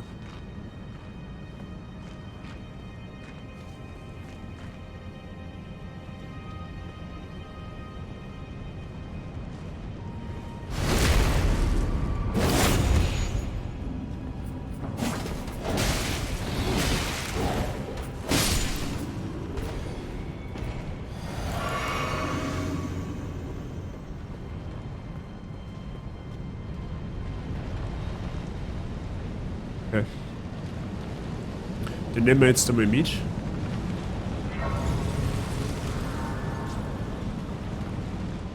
Das Item nehmen wir jetzt einmal mit. Klangperle 4 des Dunkelsteinschürfers. Eventuell können wir uns dann mehrere Dunkelsteine craften. Das muss man helfen. Waffen auf. Ja gut, okay, ich hab meine Waffen fast auf Max. Ich brauche eigentlich den Drachen Dunkelmondstein oder wie der heißt. Und ist schon wieder ein Drache, ich sag's doch. Weil wie das hat, das ist so furchtbar. Das ist einfach furchtbar, wenn man sich in seine Vermutungen bestätigt fühlt. Hätte man denken können, dass das nicht der einzige Drache ist, der wo umeinander liegt. Also ich tippe mal, dass es hinten weitergeht. Ja? Weil da einfach ein Drache liegt. Also muss da weitergehen. Dann schauen wir uns erst einmal an, was da zum Sehen gibt.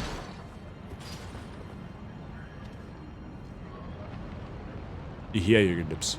Bin mir nicht sicher, ob ich das gut finden soll, dass ich da was höre.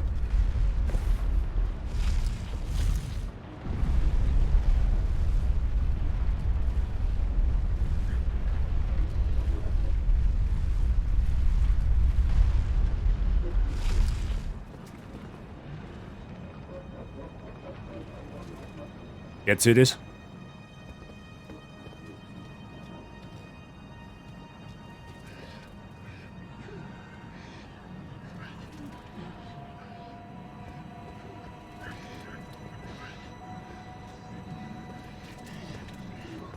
Ach, das haben wieder die Gestalten, okay.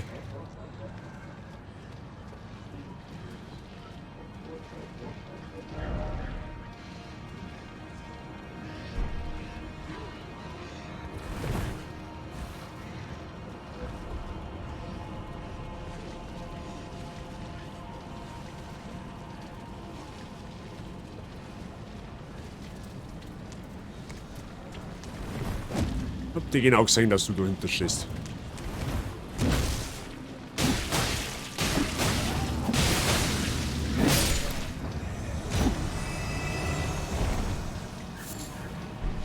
Fulgurblüte, okay. Ich weiß halt auch nicht, ob ich da richtig bin, das ist das Nächste. Glaube aber eher nicht.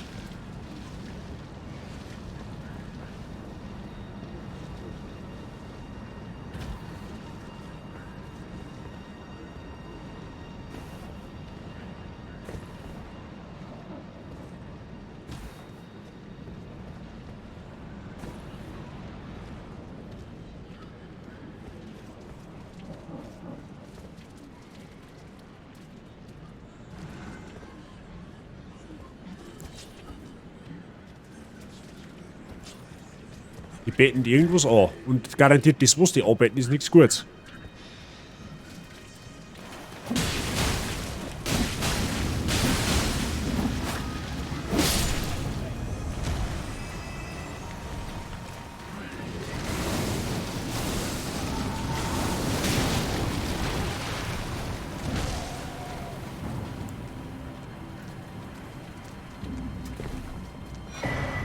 Welle 3.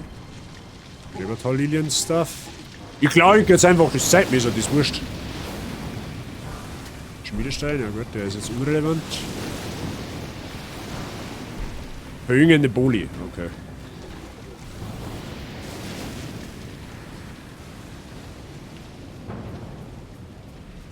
Ja, warte mal, ich kann es eigentlich auch einfacher machen.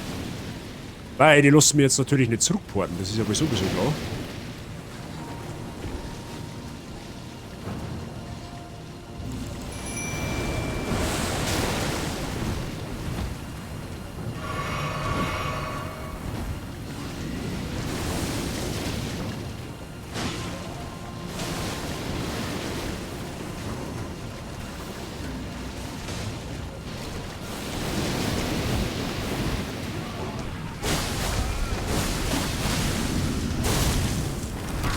Ist mein Mimik schon hier, oder was?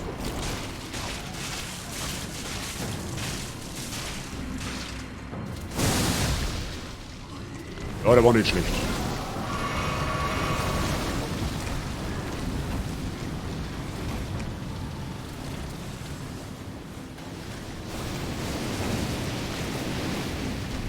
Ah, das wollte ich noch verleben.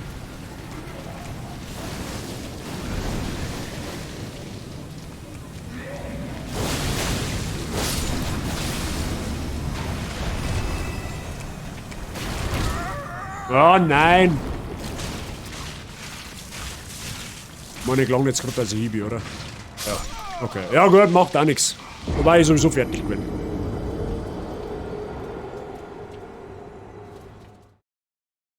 Ist okay. Actually. Ist sowieso ein optionaler Weg, wo ich die ganzen Items geholt habe, die wo ich holen wollte. Von daher, alles gut.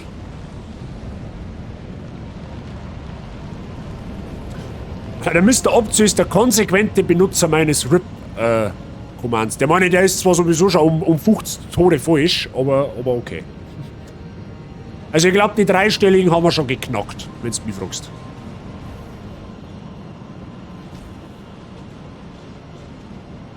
Willst du einen Drachenfürst? Ja, ist das nicht der Hauptboss? Shadow habe ich der, abgesehen davon. Wie was Drachenfürst? Ist das nicht der Hauptboss oder sowas? Also wenn, dann möchte ich die Chance so viel wie möglich noch mitnehmen. Also das ist aber sowieso klar. Ist optional. Ja, zumindest einmal wissen, wo er ist.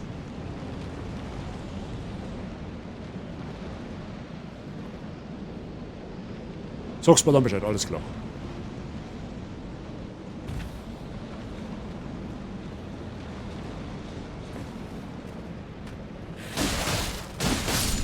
Ah, die stehen wieder auf, Mann, gell? Ja.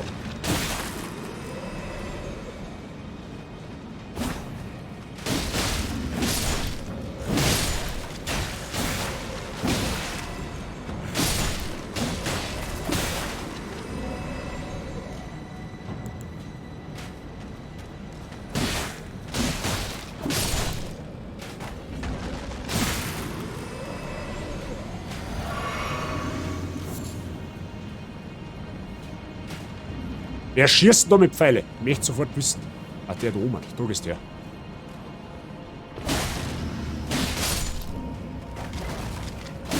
Noch einer.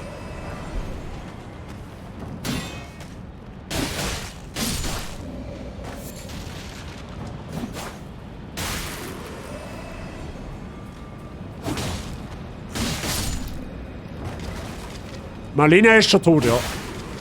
War heftig. War absolut heftig. Darf fast sagen, dass. Also, ich hab vorher gesagt, dass die stärker ist wie der Isshin aus Sekiro. Definitiv. Bin mir eigentlich ziemlich sicher mit der Behauptung.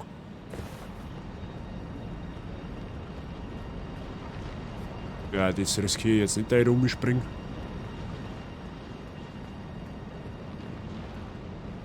Schwerst. Ja, das ist mir auch gesagt worden, dass das der schwerste Boss in dem Spiel war.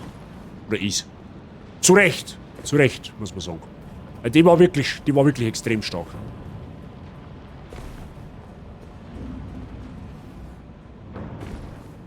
Hat 6 Stunden braucht, das glaube ich sofort. Das glaube ich sofort. Ja, ich hab's dann mit Asche gemacht, weil die war mir zu heftig. Habe ich auch offen und ehrlich gestanden, die war mir zu stark. Sag ich einfach, wie es ist.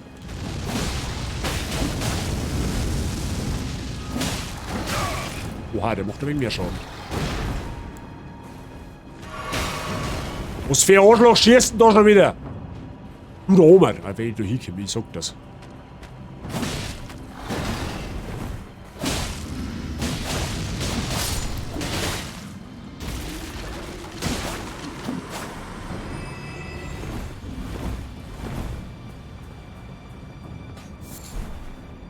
Der ist auch nicht ohne. Ich glaub, ja, mag's auch, aber ich glaub, schlimmer wird Malenia wieder nicht. Das kann er mir nicht vorstellen. Oh, das ist ein Autognade, das ist gut für uns.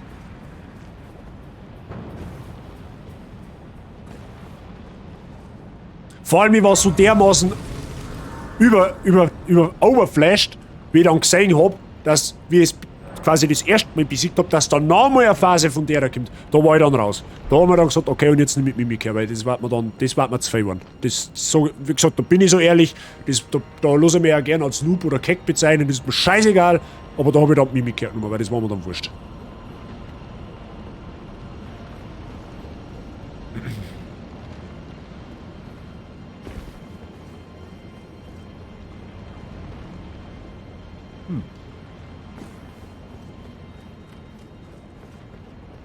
Haha!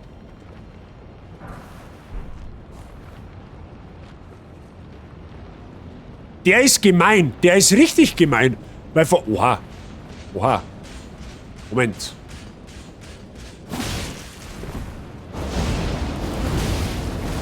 Jo, chill.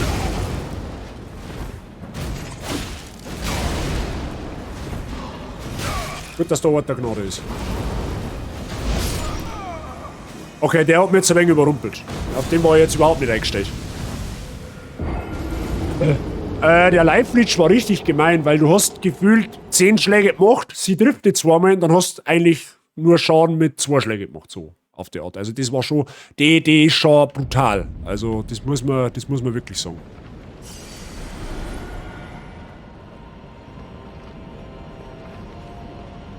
Haha, jetzt probier's noch mal, du Zipfe. Jetzt weiß ich, dass du da bist. Und krieg trotzdem aufs Maul, ja moin.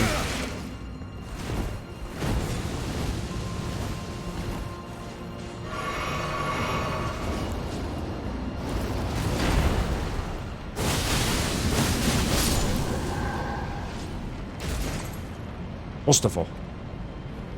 Blutung OP.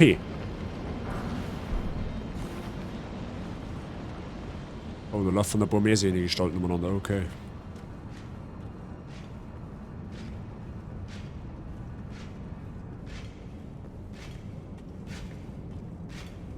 Ja, eben.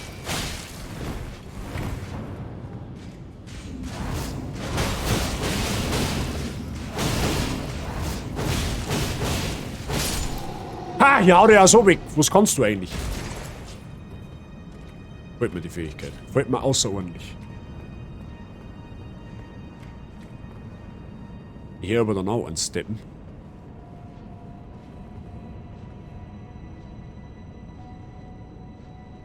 Ah, ist dieser Bossareal? Kein Gegner, ziemlich großer Raum. Ich weiß nicht, Freunde. Ich weiß nicht, Freunde. Das hat was vom Bossareal. So, wo geht's jetzt da hin?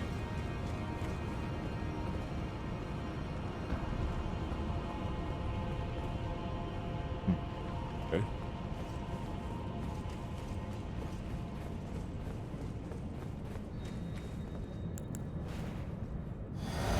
Das Gebiet ist total verwirrend. Ja, ich meine das erste Gebiet, was verwirrend ist. Ach, da geht's auch noch oben. Ja gut, ich mag erst mal da schauen. Ah, da ist wieder so ein Rittersepp. Da warten wir jetzt einmal, bis der sich umdreht, weil dann tun wir uns fast ein wenig leichter. Weil die kann man bestimmt backsteppen. Hat mir übrigens auch das Schwert von der Malenia dann gegönnt, ja, weil das macht verdammt viel Schaden. Ich bin jetzt Mr. Longdong, ja. Ich hab 2 Schwerter, lange. Eins ist 5 Meter, das andere 6 Meter.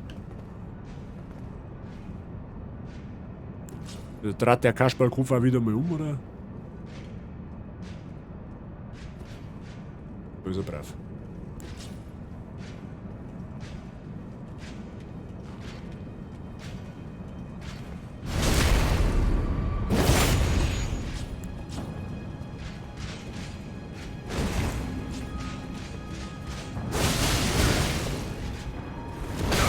Aua. Aua.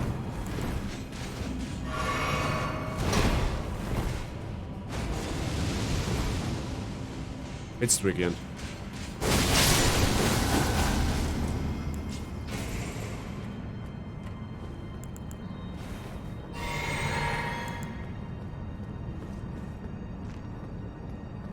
Was da direkt? Das Schwert ist wirklich gut. Ich hab bis vor einer halben Stunde nicht mehr gewusst, wie man Bosswaffen kriegt, abgesehen davon. Aber wenn man denkt, Malenias Schwert hat mit Geschicklichkeit skaliert, aber man denkt, hey, das kann passen für unser Bild. Und es macht auch Blutungsschaden. Also von daher war es keine schlechte Entscheidung.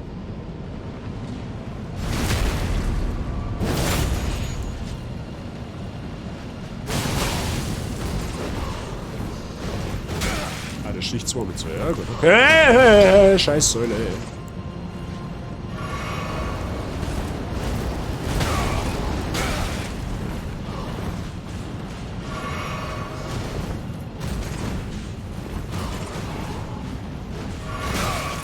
I hear it off.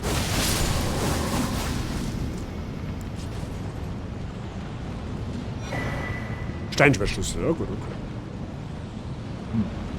Ja, die Frage ist, geht's da weiter? Ja, das ist wurscht. Wir wissen auf alle Fälle, wir müssen noch mal so rumtreppen bei dem Ort. Da, Gnade. Da laufen noch lauter so Typen umeinander. Bist du bescheuert? Dreht jetzt ja auch nicht um. Ich schwör's dir bei Gott. Wenn du dich jetzt umdrehst. Bloß mit zumindest noch ein Schwert in deinem Ohrschein stehen. Danke.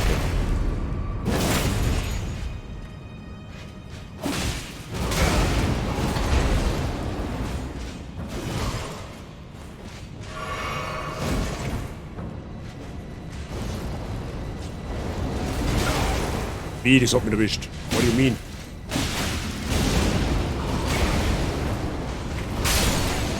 Schade.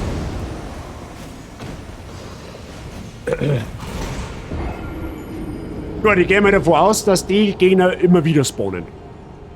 Die haben ziemlich stark. Bitte, dass mal eine Oberwelt-Gegner haben?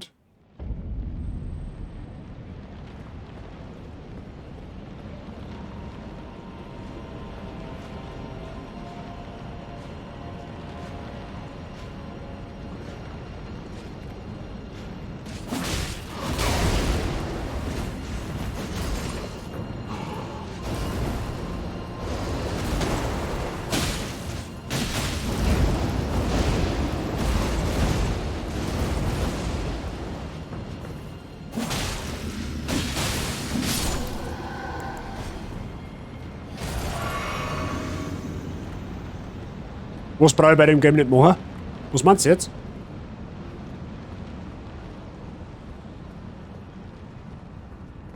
Ja, da war noch einer. Wie sind der hingegangen? Ja, der ist eh nicht mehr aktuell, abgesehen davon. Der ist nicht mehr aktuell. Aber der Vollständigkeit halber.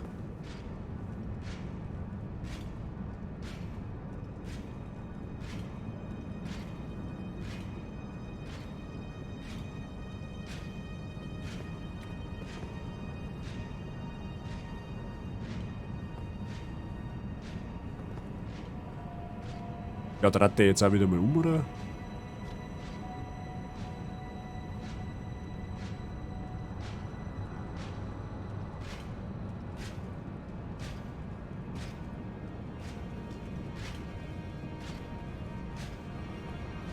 Ja, frische Tasten.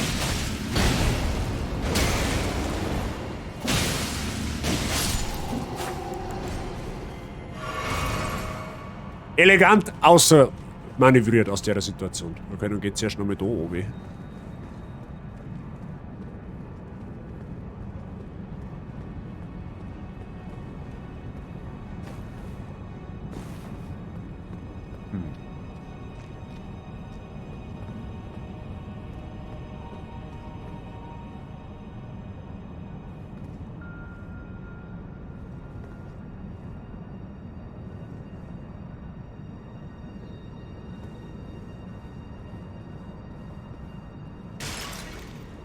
Da ist es ja. So, warum steht... Was ist ihm seine Aufgabe? Was bewacht der?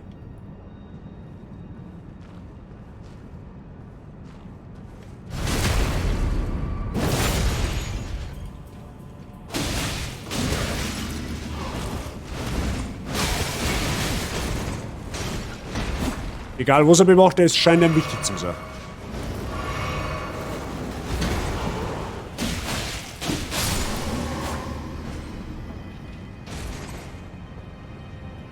Ja, und jetzt? Ja, der Gegner ist da, dass er da steht, praktisch. Okay, ja gut, alles klar. Das ist noch einer. Ah, da können wir auf das Item da hinten hin.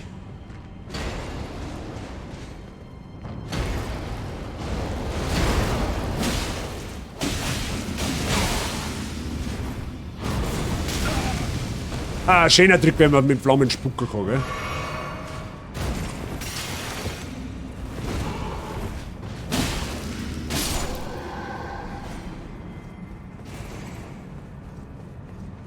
Ja gut, dann hören wir jetzt mal das Item da hinten.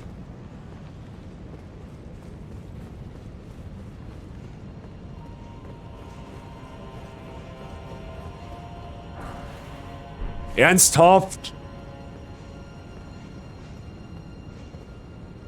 Ja gut, dann hätten wir geradeaus auch durchrennen können. Irgendwer steppt da noch.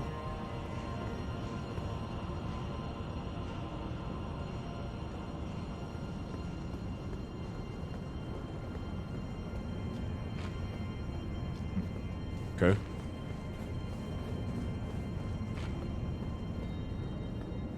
Da hab ich jetzt ehrlich gesagt gar nicht aufgepasst.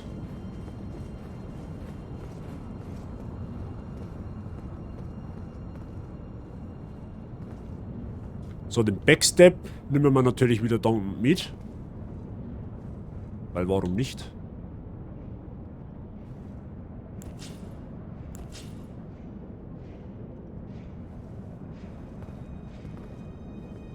Ah, scheiß da unten drauf.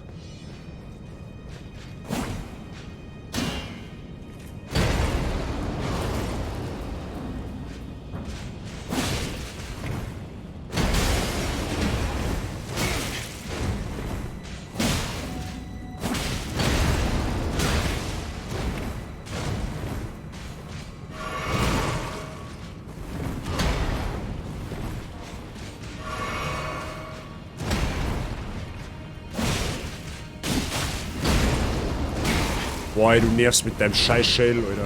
Ich schwör's dir.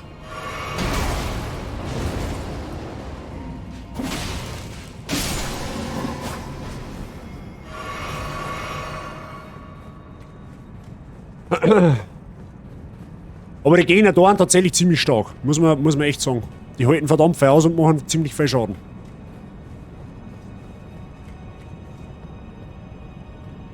Ach, der spawnt auch wieder. Ja gut, den los jetzt aber mal so steht, weil der kriegt scheinbar eh nicht mit.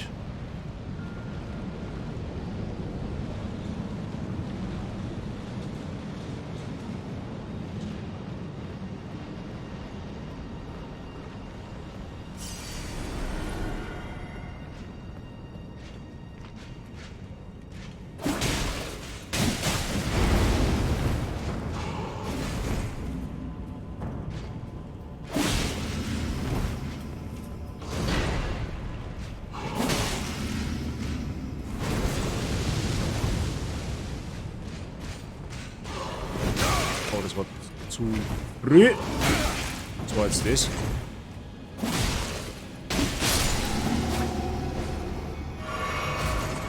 Ui, schon langsam geht mir Teilung aus.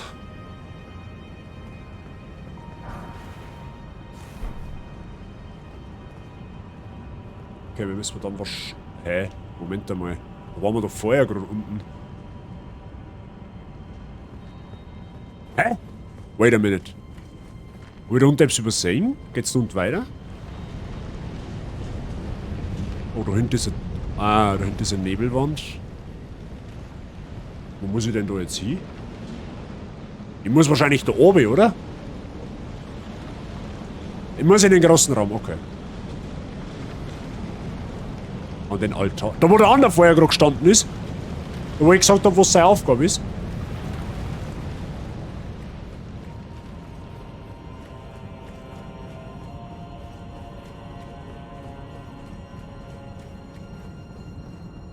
Gut, wenn das so ist, wenn ich da jetzt sowieso oben muss, dann gehe ich aber nochmal an Ort der Gnade. Weil... wo war der Ort der Gnade, ist die Frage. Der war da oben, meine, oder? Dann war so.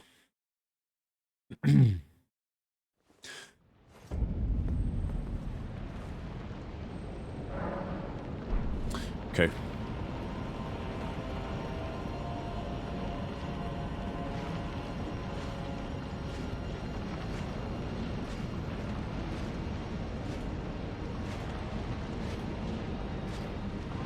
Er sagt's.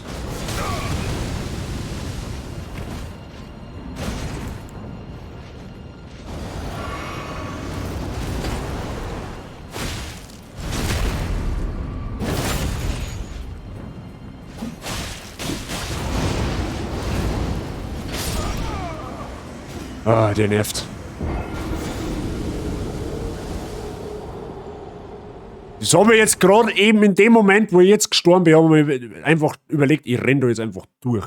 Ich renne jetzt da einfach durch. Weil wenn ich da jetzt mit den scheiß Gegner da 100.000 Mal machen muss, da wären wir nie fertig. Da wären wir nie fertig.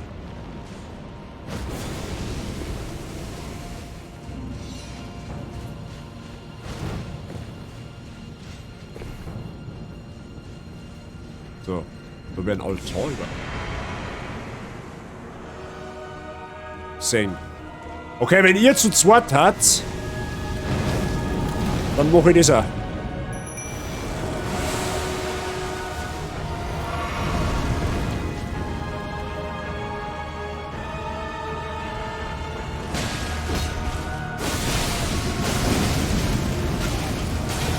Ist das Amaterasu oder was?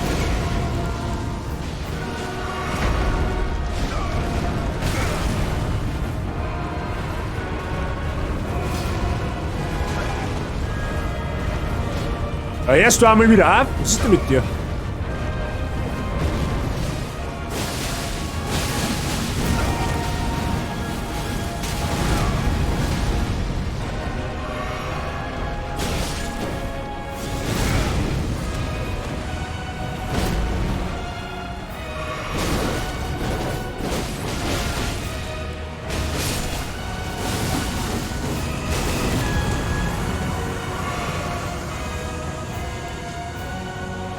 Kommt aber noch einer.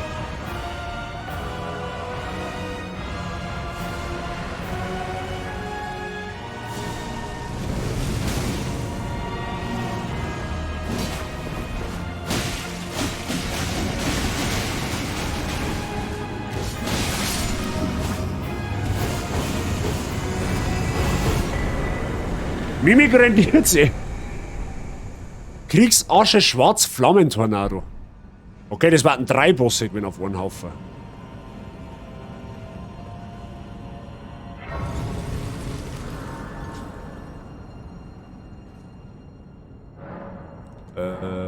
Na, Stufenaufstieg. Nice. Immer ist zwar nicht so, dass mir das Leben jetzt noch irgendwas bringt, weil, wie sagt ihr, die Bosse machen abnormal viel Schaden. So, wo muss ich jetzt da hin? Da oben?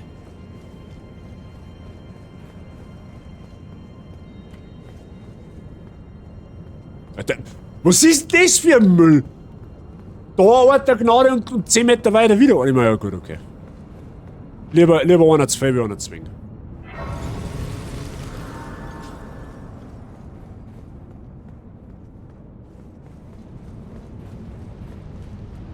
So, wo haben wir jetzt?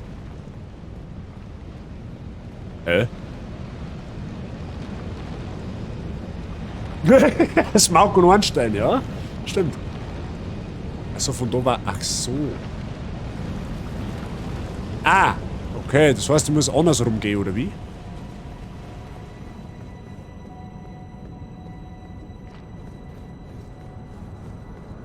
Du musst wahrscheinlich da führen.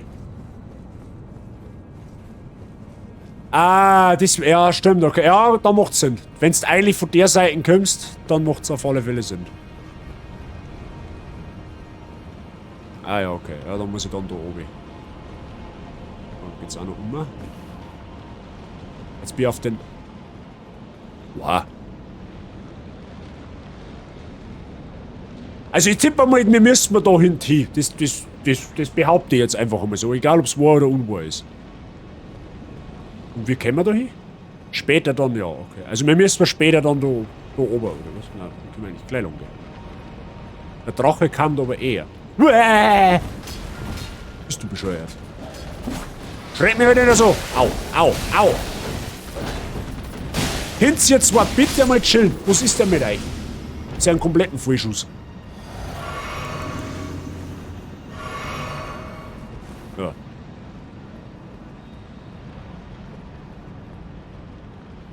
Ich sag schon, ich muss mich ein bisschen langsamer vorwärts bewegen, aber vor mir springt mir wieder irgendein so Gichtelviech an. Das mag ich nicht. Aha, siehst du das? Da haben wir eh schon wieder so weit.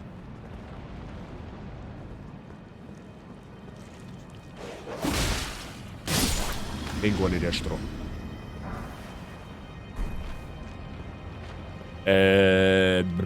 Okay.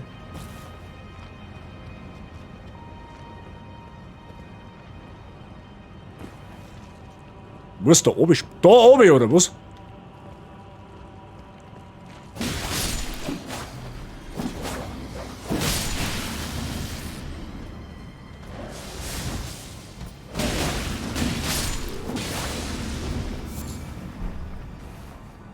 Okay.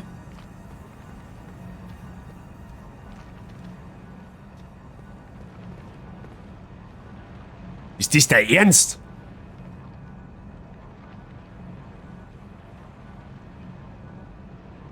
Muss ich wieder auf? Was?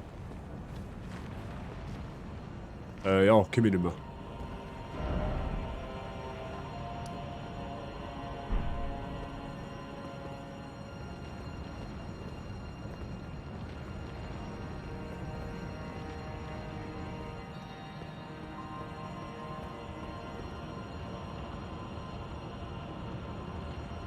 Ja, da kommt man, da geht schon irgendwie hin. Da links, also da oben.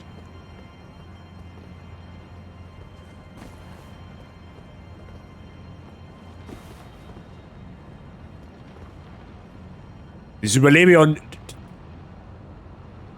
Ja.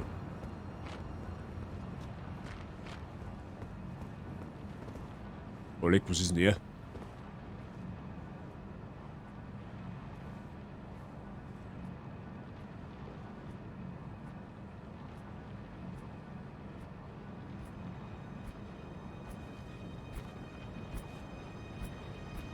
Schade, hätte ja klappen können.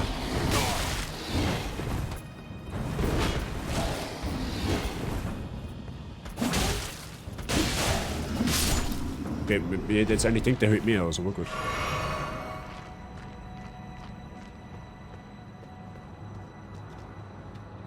Die halten nichts aus. Ja, ich hätte jetzt auch gedacht, dass die mehr aushalten.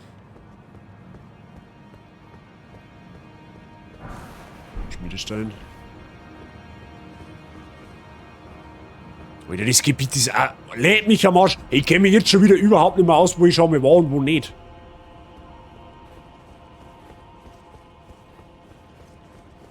Der steht auf, der ist nicht tot. So wieder. Ja, das war mal klar, dass da einer aus der Spur kommt.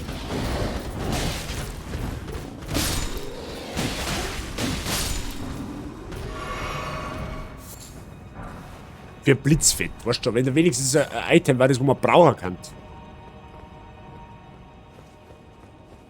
Bazilos, ja, aber hundertprozentig. Aber hundertprozentig.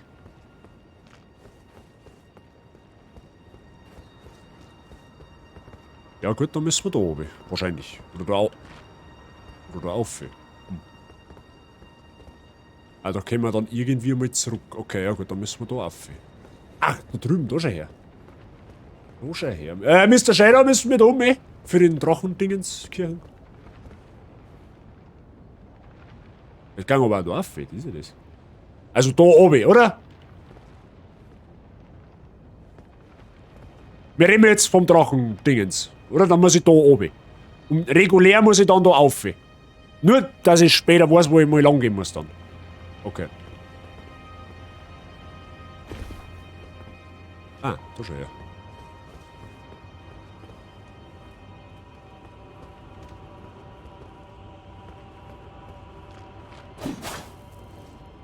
Desi, war ich da schon mal?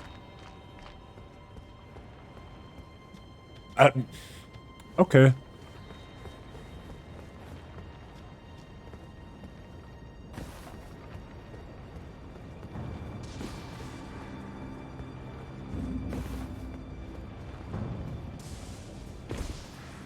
Ja, der blitzt schon irgendwie so ganz komisch.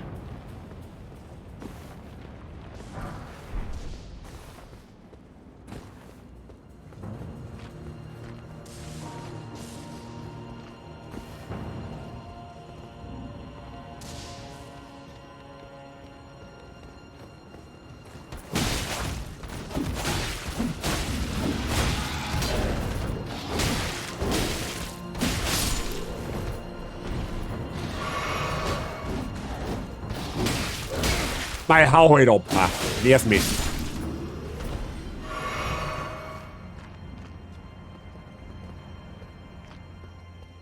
Ja toll, für jetzt für nix und wieder nichts hergegangen, super.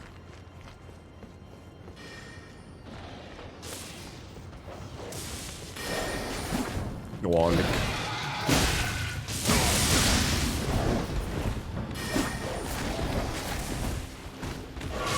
Hau ab, du Mistkäter! Zum Fix nochmal.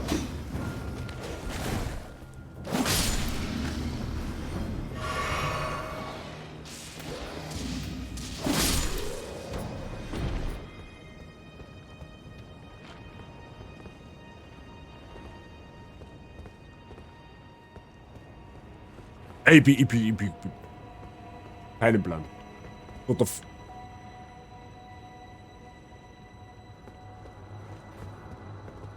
Da bin ich gekommen, meine ich, oder? Ja, bin ich gekommen. Okay.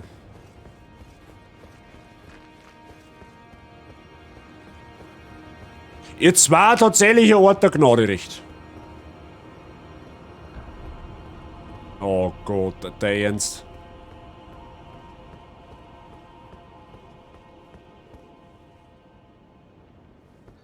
Der Gegner da hinten war mal ein Boss.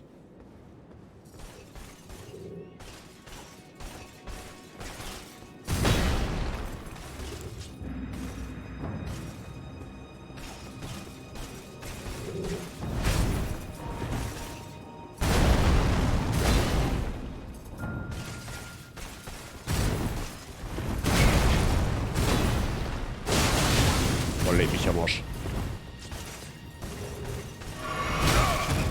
Ja, okay.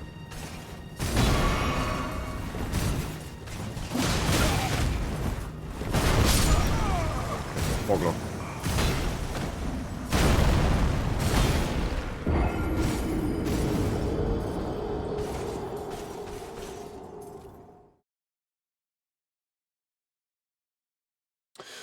Ja gut, okay.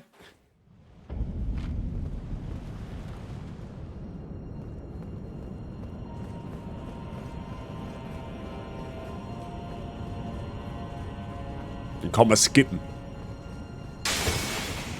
Die Info hätte ich jetzt eher lesen müssen, aber gut. Ja, ist nicht allzu weit zum Laufen, abgesehen davon.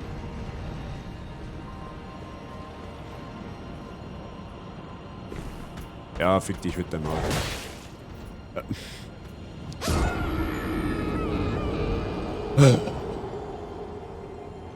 Das ist der klassische Inbegriff von Blödstein. Das ist der klassische Inbegriff von Blödstein. Warte, ich roste jetzt bei dem da rum, oder?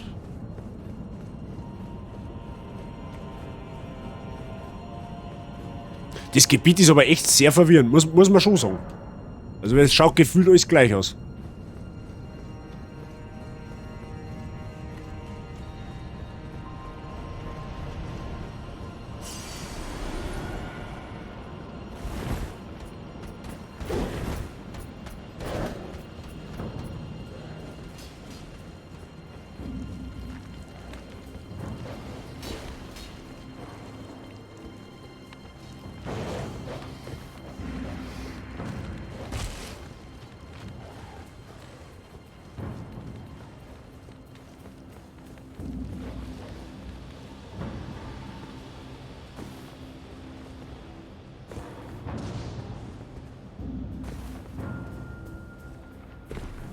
Ja, das sparen wir das Item.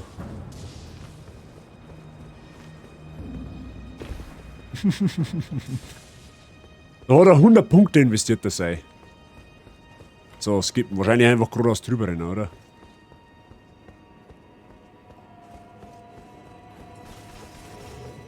Ja, du kannst mich. Okay.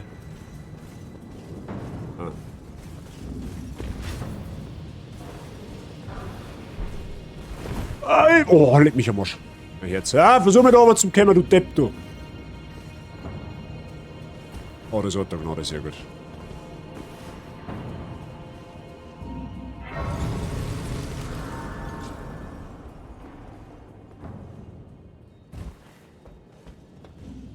Oh, da haben wir einen Aufzug. Oh nein, nicht schon wieder Vögelmänner.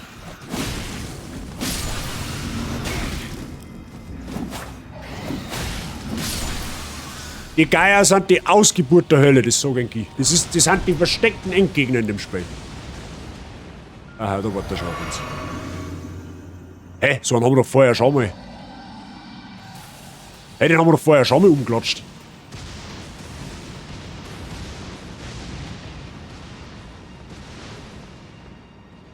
Aha. Da gibt's viele Drachen. Ja, das hat man schon gedacht. Ich muss wahrscheinlich da um, oder?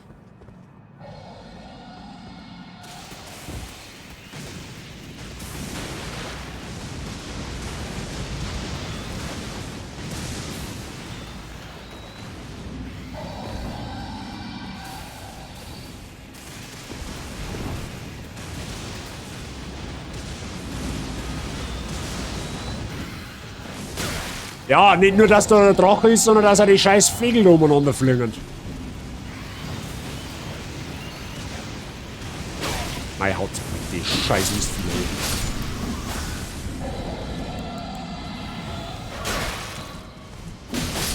Genau, voll mit den Viecher.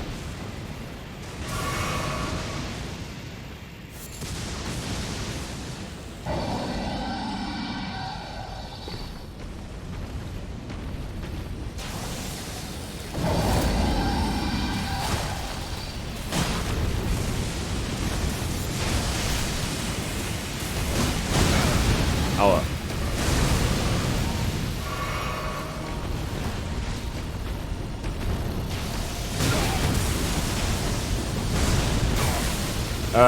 Hallo?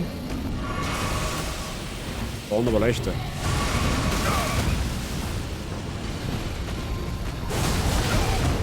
Alter, was ist denn mit dem?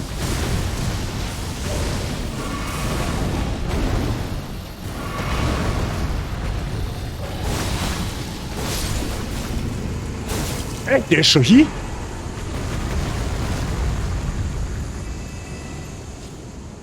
Okay, der andere hat aber deutlich mehr ausgehalten. Ich breite mal so einen Drachen, so einen Dunkeldrachen-Dingens, Steinschmiede-Dingenskirchen. So einer geht man ab, ich möchte meine Waffen mal auf 10 bringen. Ah ja, okay, gut, passt, sage ich schon nichts mehr, ich halte mein Maul.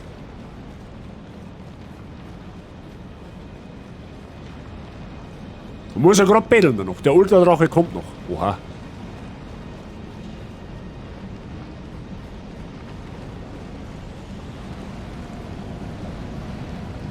Hoffentlich schaffen wir den noch bis 4 über 5.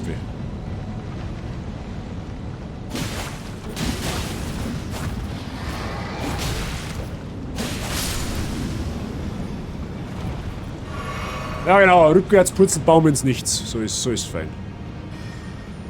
Er dein Zaubern auf, ey.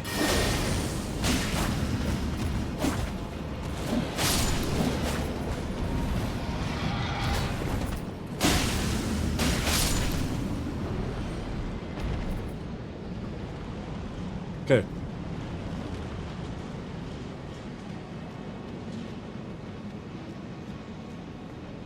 Oh, das ist aber auch schon wieder sehr grenzwertig da, gell?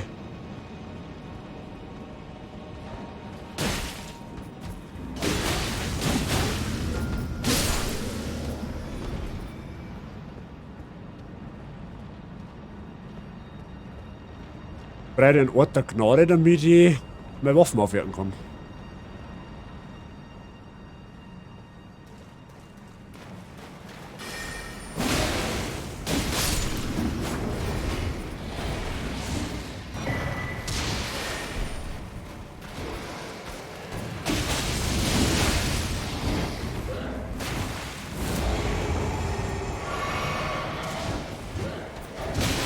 Ah, lass mich doch zu deinem Späßel.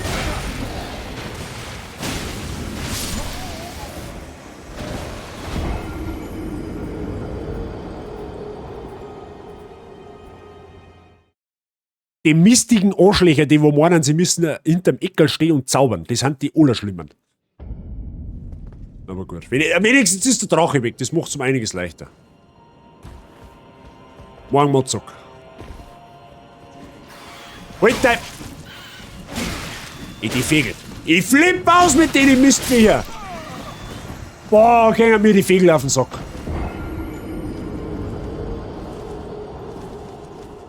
Da schau das an, wie sie umeinander flattern. Ich hasse Vögel. Ich hasse Vögel. Alles, was gefiedert ist, hasse ich.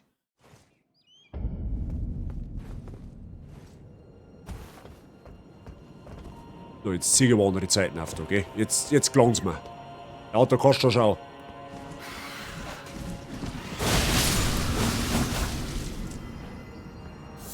Scheiß Mistviecher.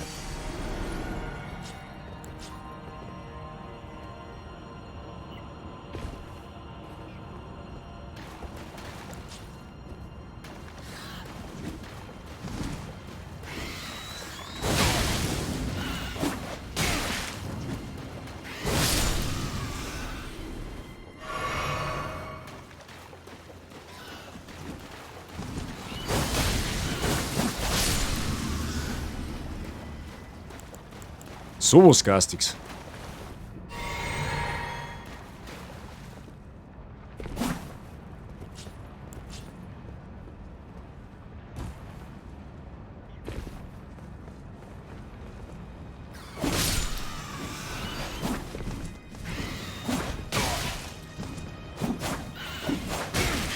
Jetzt unterwischt.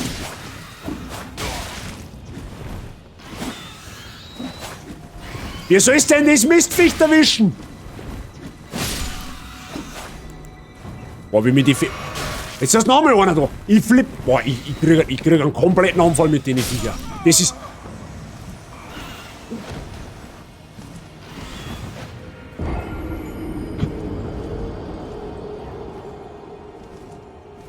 Es gibt nichts Schlimmes wie die Vogelviecher. Das habe ich aber schon von Tag 1 angesagt, wo ich das erste Mal gesehen habe. Das ist sowas Hinterfutziges. Das ist sowas Hinterfutziges an Gegner. Wahnsinn. Du triffst die überhaupt nicht, wenn die mal in der Luft fliegen. Pixenk jetzt. Kein Bock mehr auf den Scheiß jetzt.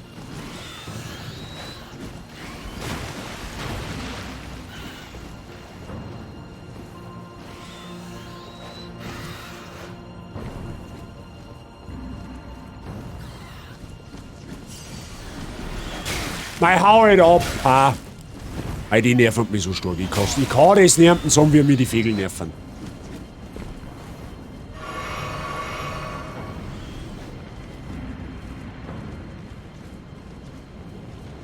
Dummer Mistviecher, ehrlich. Ich kriege eine Gürtelrose mit den Viecher.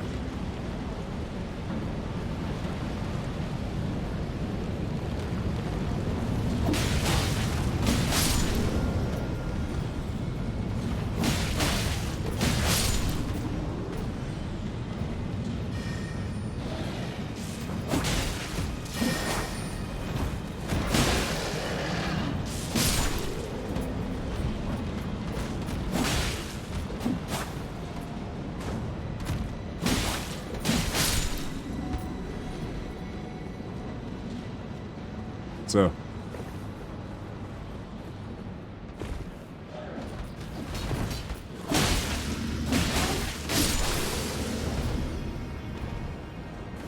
Haben wir es jetzt dann?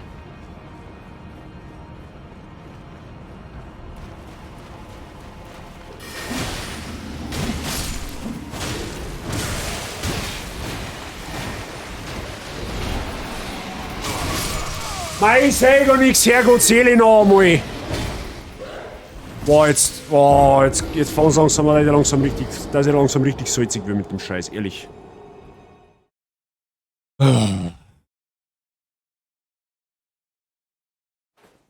Am besten ist, ich lock die Gegner einfach raus. Das meine, ist das wohl gescheiter.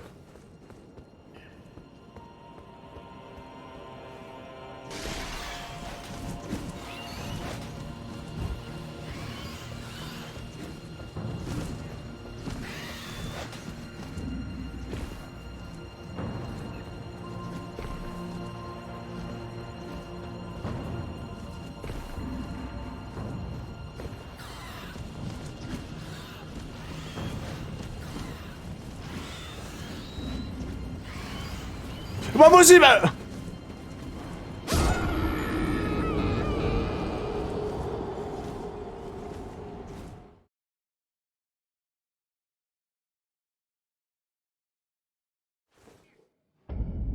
Okay, Sprungtasten nicht existent.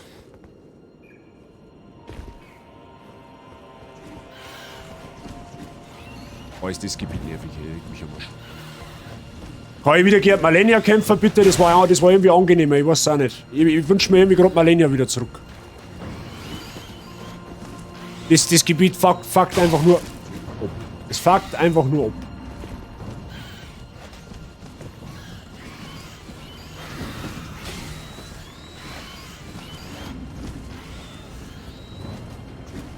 Ah, schön, dass er springen kann. Sehr gut. Hat er nicht verlernt. Können wir jetzt das da vorne einfach schaffen? War das jetzt bitte möglich? Ich möchte vielleicht noch vorher, bis ich sehe, irgendwas erreicht haben heute in dem Stream. Und schon langsam geht's mal an Substanz.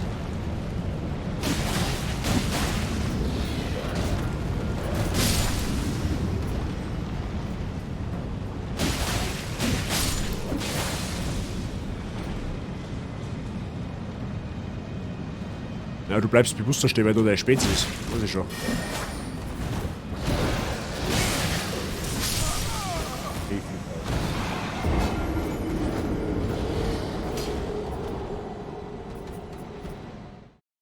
Okay, ich renne jetzt einfach durch, weil es mir scheißegal ist. Scheiß auf die ganzen Gegner da jetzt. Ich renne jetzt da einfach durch. Völlig wurscht jetzt. Mit Schnauzen voll, ehrlich. Jetzt ist gewaltig, jetzt bin ich übersalzig, gerade, Freunde.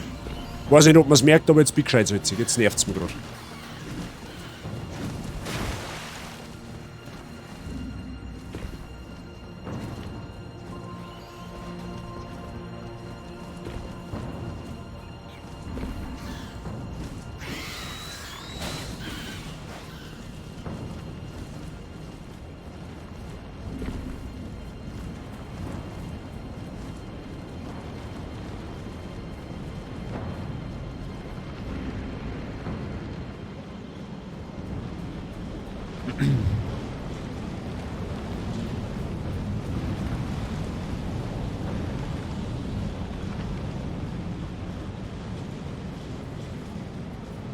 Dein Futzen.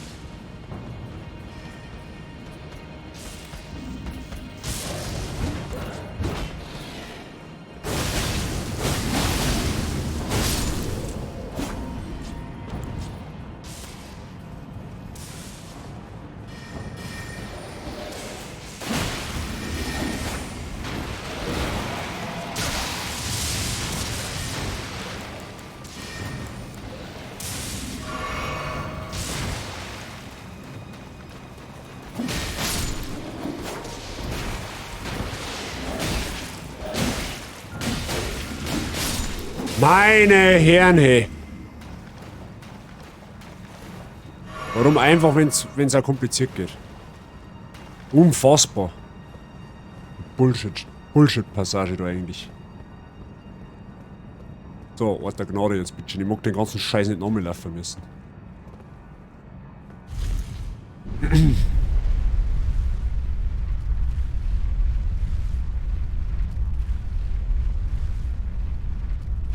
Ja, Gott sei Dank. Ja, wenigstens irgendwas erreicht in dem Stream. Mach mal, ehrlich, ist zum Davonlaufen.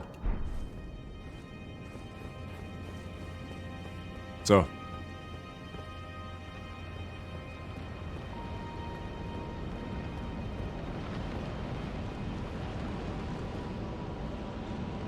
Ja, passt schon, kein Stress. Jetzt haben wir da bei der Brücke, oder? Da drüben waren wir nämlich vorher. Jetzt gibt es zwei Wege. Einmal nach rechts und einmal nach links. Ja, wir müssen offensichtlich nach vorne. Das ist ja wohl klar.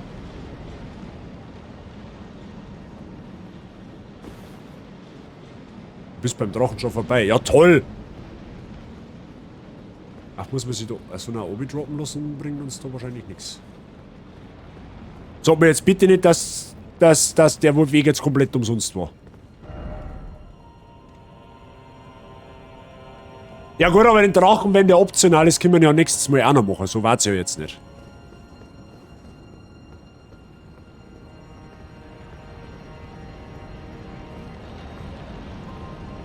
Mr. Daisiro machen Flauschschnittel sehen, ja, der kam zur richtigen Zeit eigentlich. Schauen wir auf die Map.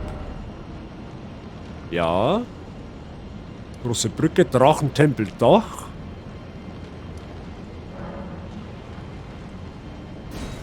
Ja, die Passage jetzt, die letzte Viertelstunde, das hat man schon, das hat man den Rest gemetzert. Ja, aber das ist ja da. Praktisch, da haben wir ja jetzt gerade erst rausgekommen. Okay. Dabei hören wir meinen Flauschschnädel, genau.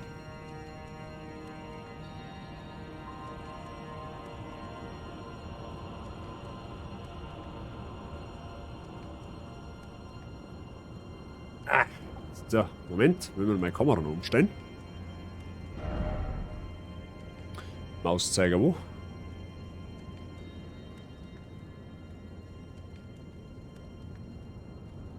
So. Flauschschnädel.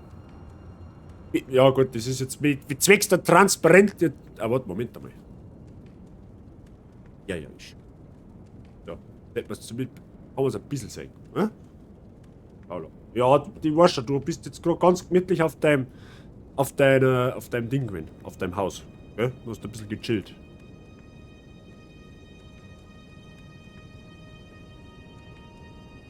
Ist quasi wieder da aus. Ja, muss man gleich anschauen. Tarnmodus ist aktiv. Paula hat eine Tarnkartenbombe. Ja, da, so. Ja, ich weiß schon, du schaust dabei Richtung Steuer, gell? So. Der Flauschnädel. Ja? Du hast auch die eine oder andere Blessur davor drauf wegen einer Rangelei, oder? Ja? So. Da geht's einem gleich besser. Wenn man so einen Flauschschnädel sieht, kann man gar nicht mehr salzig sagen, gell? Hallo. Ja, vielleicht 1 Minute, dann bin ich beim Drachen. Sehr gut, das nehmen wir in Kauf. Ja? Sollen wir einen Drachen zusammenhauen, hä? Oder meinst du, dass er uns zusammenhaut? Können wir das hin? Ich glaube schon. Paula, glaube ich, ist optimistisch, dass wir es schaffen. Flauschschnädel.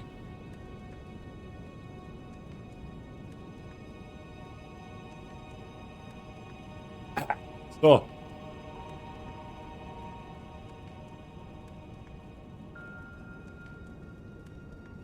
Gut.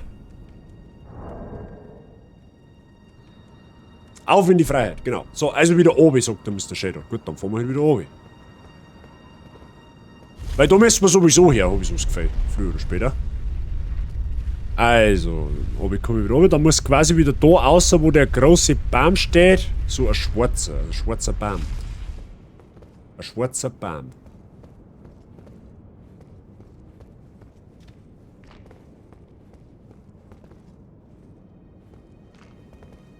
Rechts zu die Viecher, okay.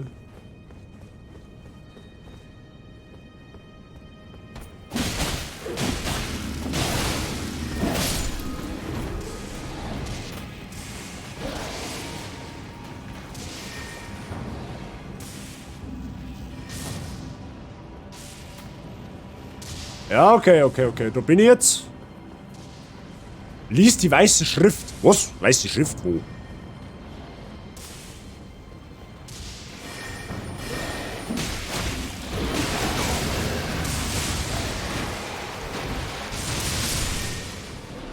Ach, das killt den selber. Ja, gut, okay. Immerhin.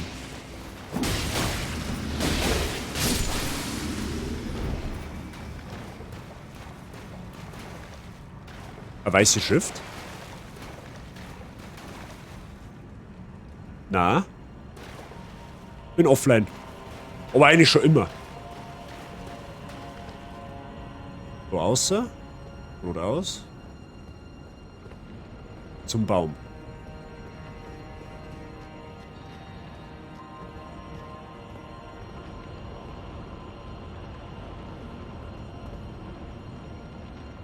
Ah, da oben? Ah.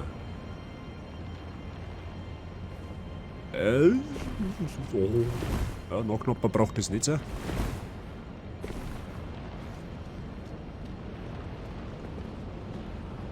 Okay.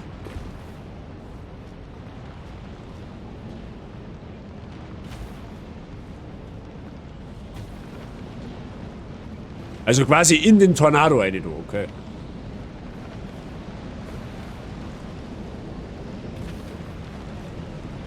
Ach, da meinst du jetzt... Achso, das ist eine Säule.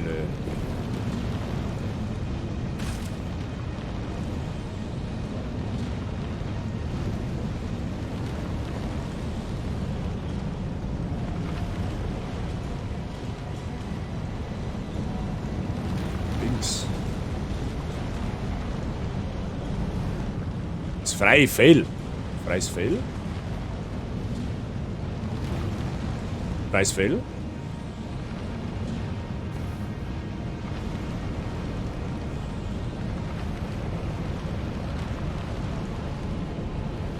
Stand hin. Hä, wo?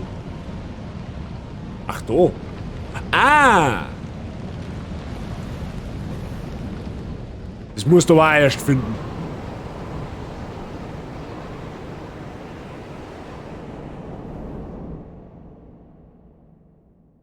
Jetzt sitzt Zeit angehalten, oder was?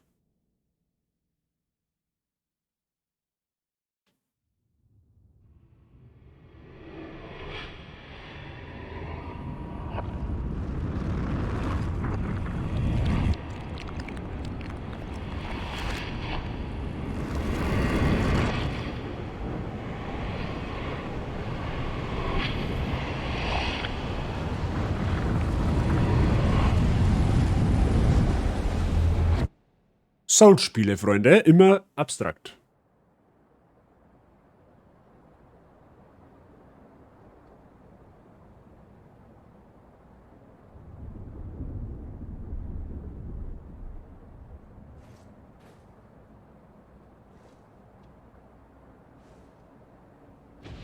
Ja, okay, gut, das nehmen wir in Kauf.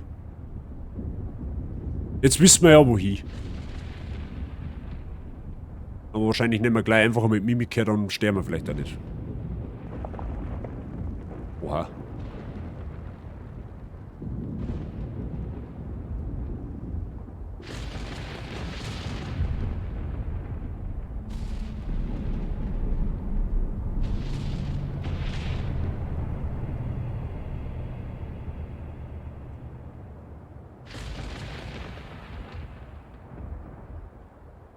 Schaut aber schon cool aus, du, die Orino.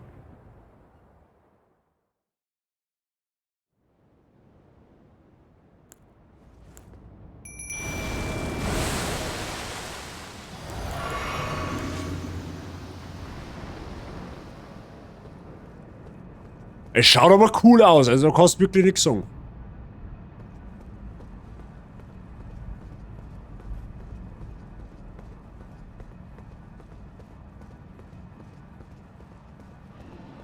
Drachenfürst Platzidusax.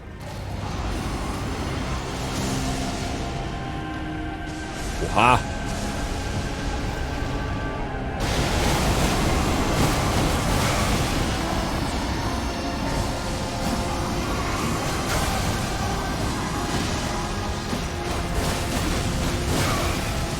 Ja, okay, mit dem Magieangriff muss ich da ein wenig aufpassen, weil...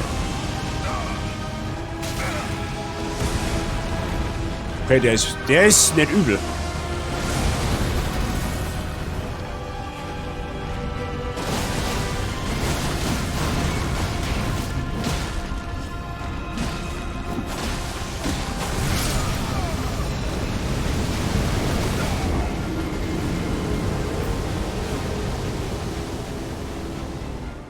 Okay, okay, ja gut, okay. Der ist stark. Der ist stark auf jeden Fall. Gut, aber jetzt passt auf, wir wissen jetzt auf jeden Fall, wo der ist, ja? Das können wir jetzt mal so festhalten. Das halten wir jetzt mal fest, den Drachen machen wir auf alle Fälle on Stream. Also das halten wir mal so fest, den machen wir aber nicht heute. Auf alle Fälle weiß ich jetzt, wo der ist. Tailwipe und Breath nicht vergessen. Ja, das habe ich jetzt tatsächlich so ein bisschen außer Acht gelassen. Ja. Genau.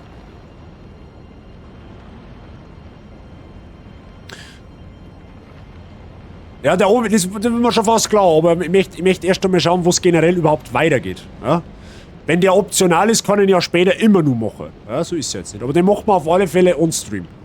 Das ist schon mal ein Versprechen. Beim nächsten Mal dann. Entweder beim nächsten Mal oder halt, wann es sich zeitlich genau ausgeht.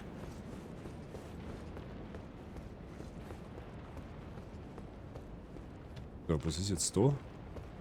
Immer mir ist klar, dass ich da aufhören muss. Ja, das braucht man keiner verzeihen, das weiß ich. Dann werden da wahrscheinlich keiner Loot holen.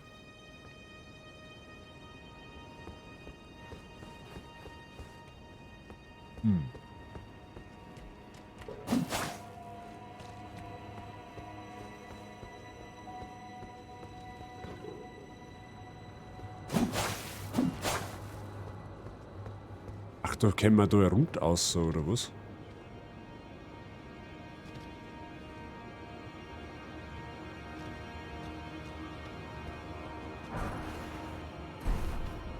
Okay, immer einen Schmiedestein geholt. Nehmen wir mal so zur Kenntnis. Okay.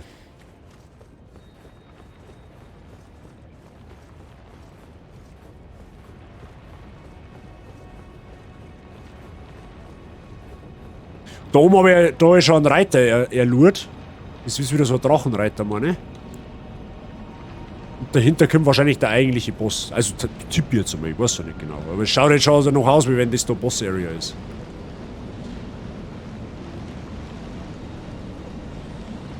Ah, das ist kein Boss nicht, sondern das ist ein normaler Gegner jetzt. Auch nicht schlecht.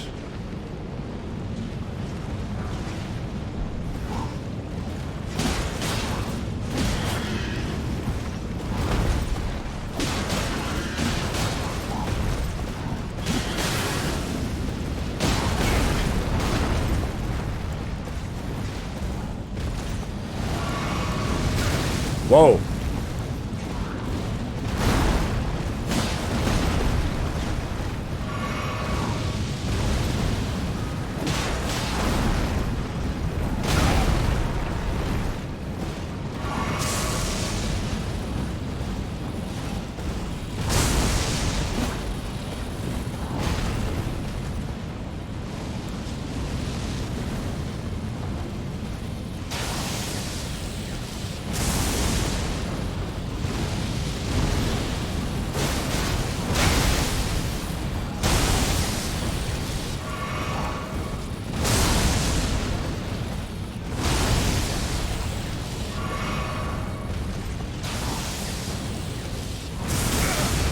Scheiße.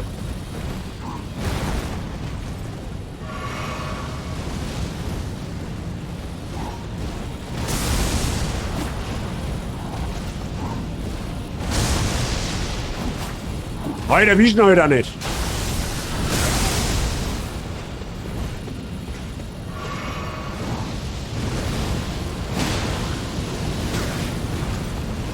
Als ob.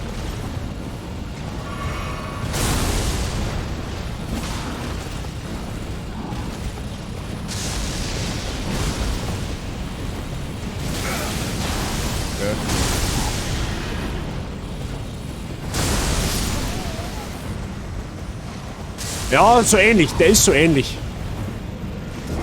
Der ist so ähnlich. Aber das ist auch wahrscheinlich ein Gegner, der wohl nicht mehr respawnen, wenn man ihn einmal besiegt hat. Kann man vorstellen, tatsächlich.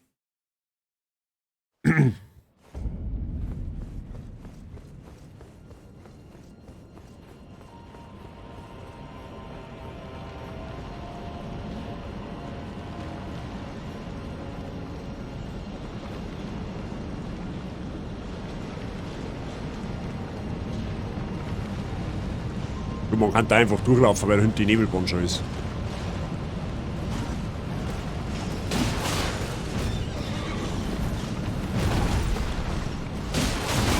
Aber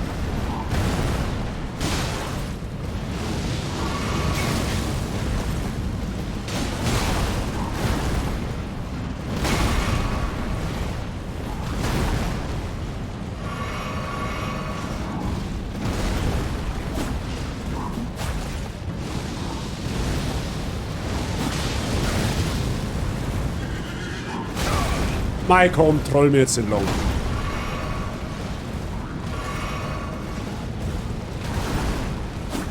Oh, ich komm nicht hier an.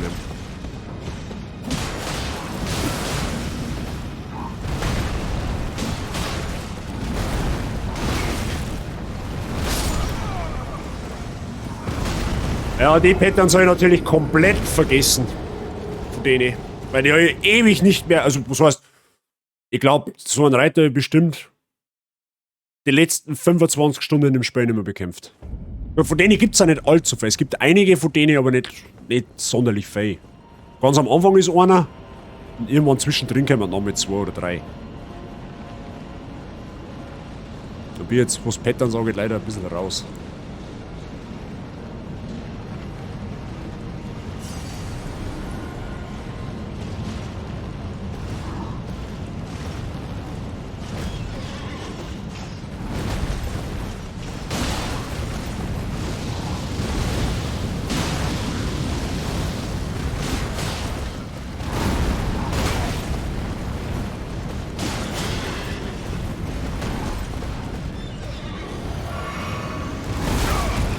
What? Ja. Wie wieder in dem Heilding drin, wo er jetzt mit zuschaut, wenn ich Heilung dringend mehr hat.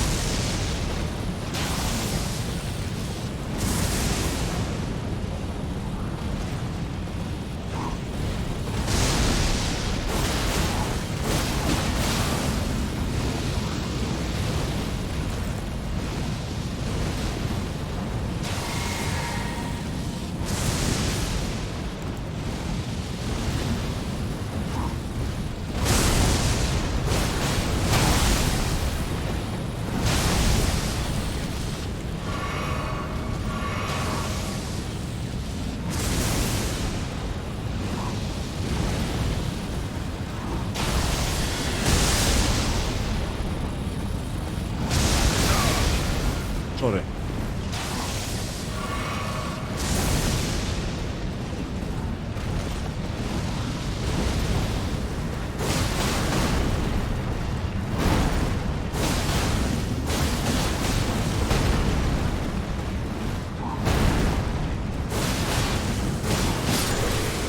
Geht doch.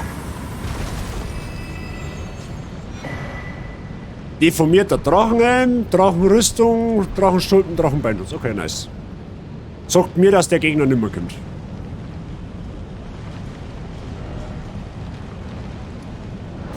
Möchte es aber trotzdem außerfordern. Aber falls der Name kommt, dann skippe ich ihn jetzt einfach. Weil ich hab fast keine Heilung mehr. Und durch das, dass du hinter Nebelwand ist, weiß ich, dass da ein Boss kommt. Den schauen wir uns jetzt noch schnell geschwind an. Schauen wir uns einmal an, was er kann, was er tut. Und dann haben wir für den nächsten Elden Ring Stream tatsächlich Programm.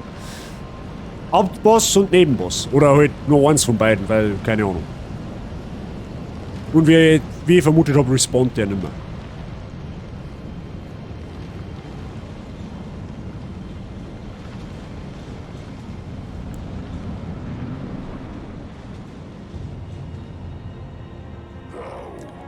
Bestienkleriker.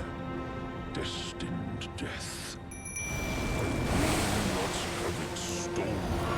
Oh Gott, da geht's in der Arena oben.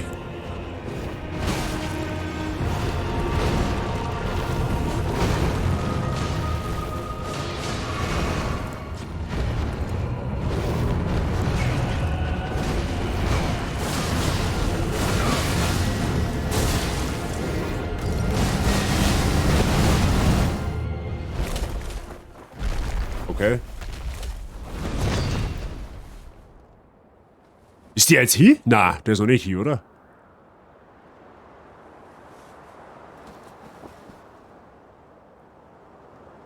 Oh, death. my blade once more.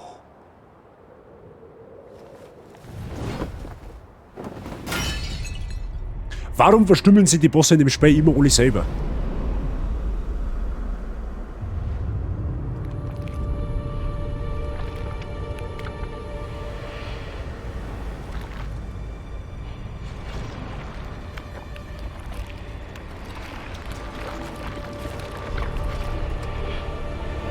Aua?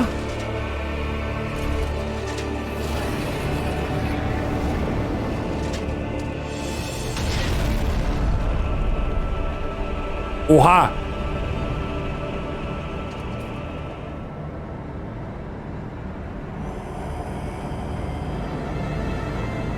Der schaut geil aus.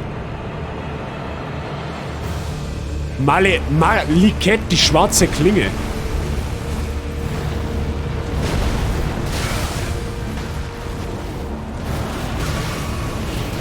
Hey, hä?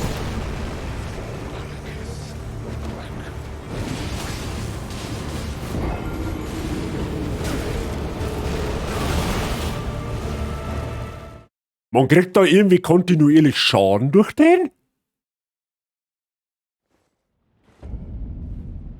Wie jetzt?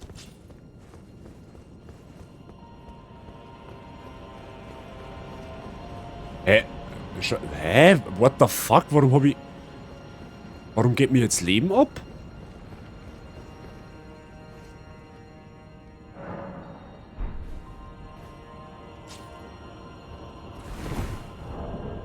Moment, mir kann man eigentlich einmal Ding hier nicht mehr. Die Runenbögen. Ist die Fähigkeit von dem. Ja, was? Die andere saugt mein Leben ab. Also praktisch so eine Art, ja, die andere Art Life Drain und der macht kontinuierlichen Schaden. Also jetzt wird schon langsam, jetzt wird schon langsam ein wenig kriminell da in dem Spiel. Aber so ist Gefühl.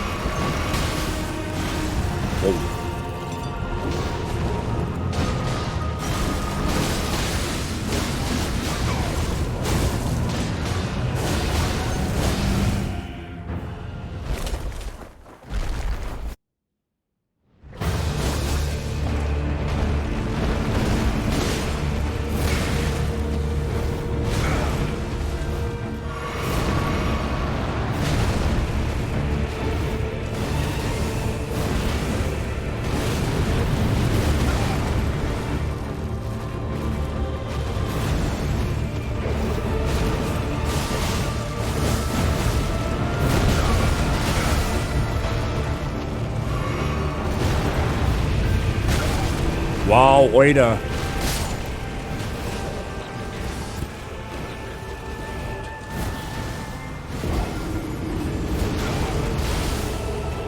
Ich sag schon, gell, den wird man Mimik gar nicht verhelfen können, weil die wenn der einfach die trifft und dir sofort das Leben absaugt, dann ist die Mimik innerhalb weniger Sekunden tot. Vor allem das ist halt komisch. Du spawnst und hast aber nicht volles Leben.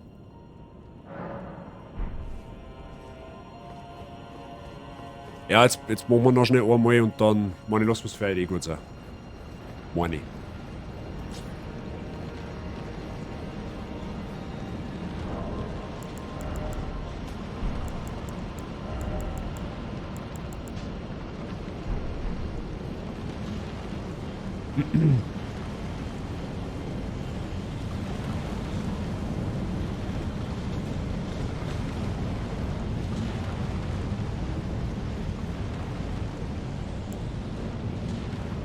Vor allem fackeln tut er nicht lang.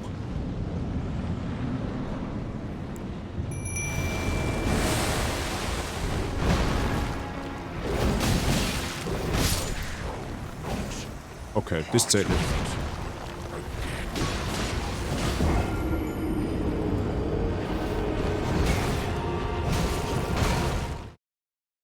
Oh ja, das letzte Drittel von dem Spiel hat massiv an Schwierigkeit gerade zugelegt.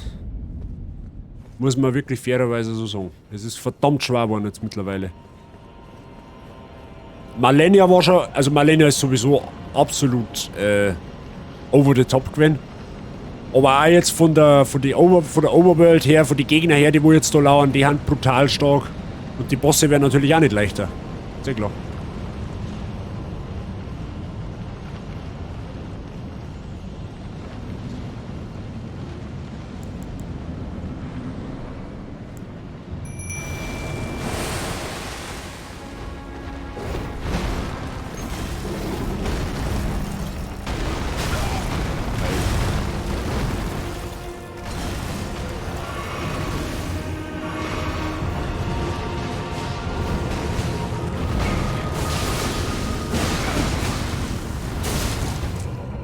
Blutung kickt auf alle Fälle ganz gut. Jetzt muss ich mal schauen.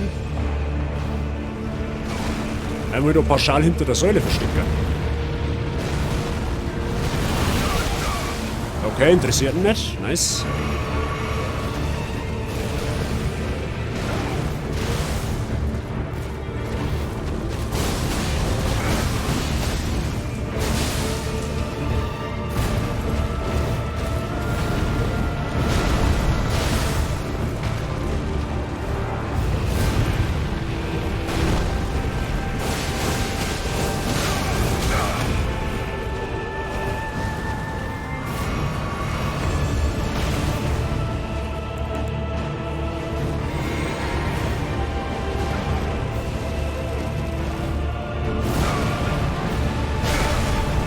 Jetzt will ich gerade zuschlagen wollte.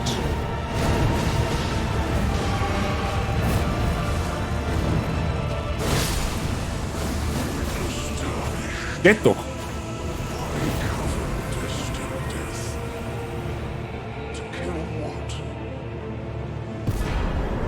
Echo der schwarzen Klinge.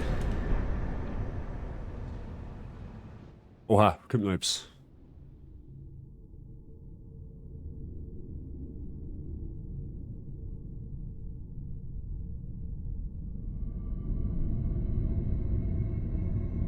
Was ist das?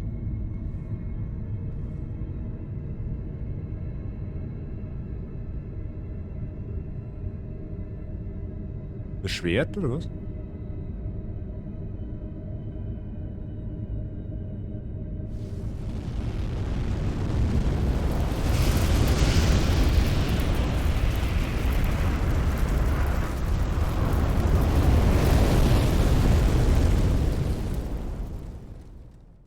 Okay.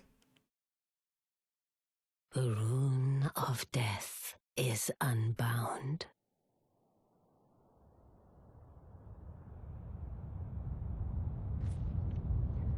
And the lands between are shrouded by death's dark fate. But the flames will also burn the impenetrable thorns. Lebt mich am Arsch! Farewell it is then. Hey, das war aber jetzt nicht Tempos, oder? You'll be Elden Lord yet.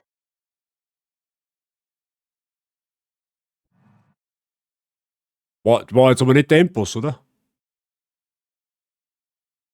Weil jetzt der Baum brennt? Nicht, okay.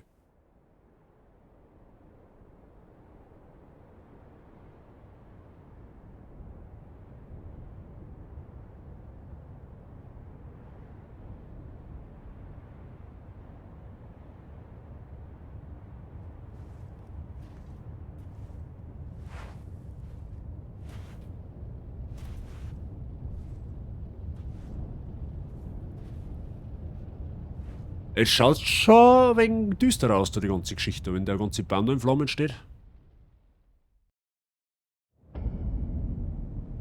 Ah, jetzt sind wir wieder in der Hauptstadt.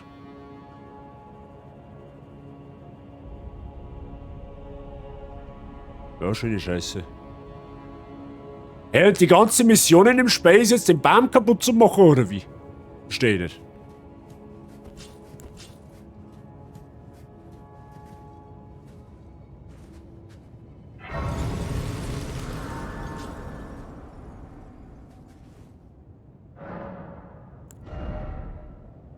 Stufenaufstieg, ja, machen wir die 50 da noch voll.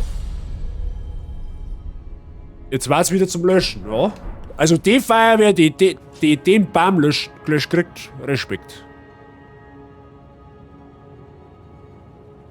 Okay, jetzt einmal an die Leute, an den Mr. Shadow, der zum Beispiel die Speyer schon inhaliert hat, komplett. Weil, wenn ich jetzt, ich schätze mal, das ist jetzt dann schon langsam mal das Ende, irgendwann einmal, oder? Das heißt praktisch, wenn ich den Drachen machen möchte, soll ich das als nächstes tun, oder? Weil sonst ist er ja wahrscheinlich weg. Ich gehe jetzt damit davor aus. Oder kann man den, weiß ich nicht, auch noch einen Endboss noch machen? Wahrscheinlich nicht. Oder wie schaut's da aus? Sind noch circa 3 Bosse. Okay. Wenn ich den Drachen mit, also inklusive Drachen 3 Bosse. Das heißt praktisch, wenn ich da jetzt weitergehe, wo es auch immer da dann, wie es auch immer da dann weitergeht, komme ich zum Ende. Okay. Das heißt praktisch, ich renne jetzt einfach einmal damit, dass wir doch noch 2 Wochen brauchen. Ja, vielleicht brauchen wir auch nur noch 1 Woche. Also 1 Woche Elden Ring praktisch noch. Je nachdem, wie dumm, dass er mich anstellt. Nur damit ich es mal ein bisschen einplanen kann. So, mein Discord, das eskaliert auch schon wieder.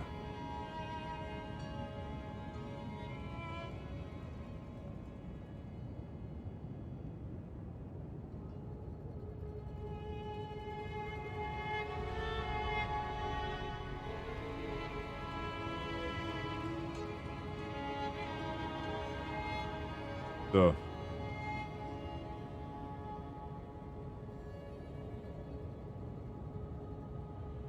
Okay.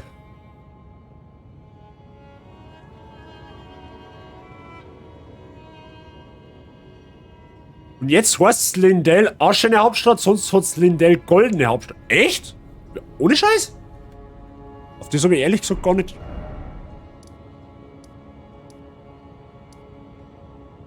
Ah gut, das sieht man da jetzt nicht mehr.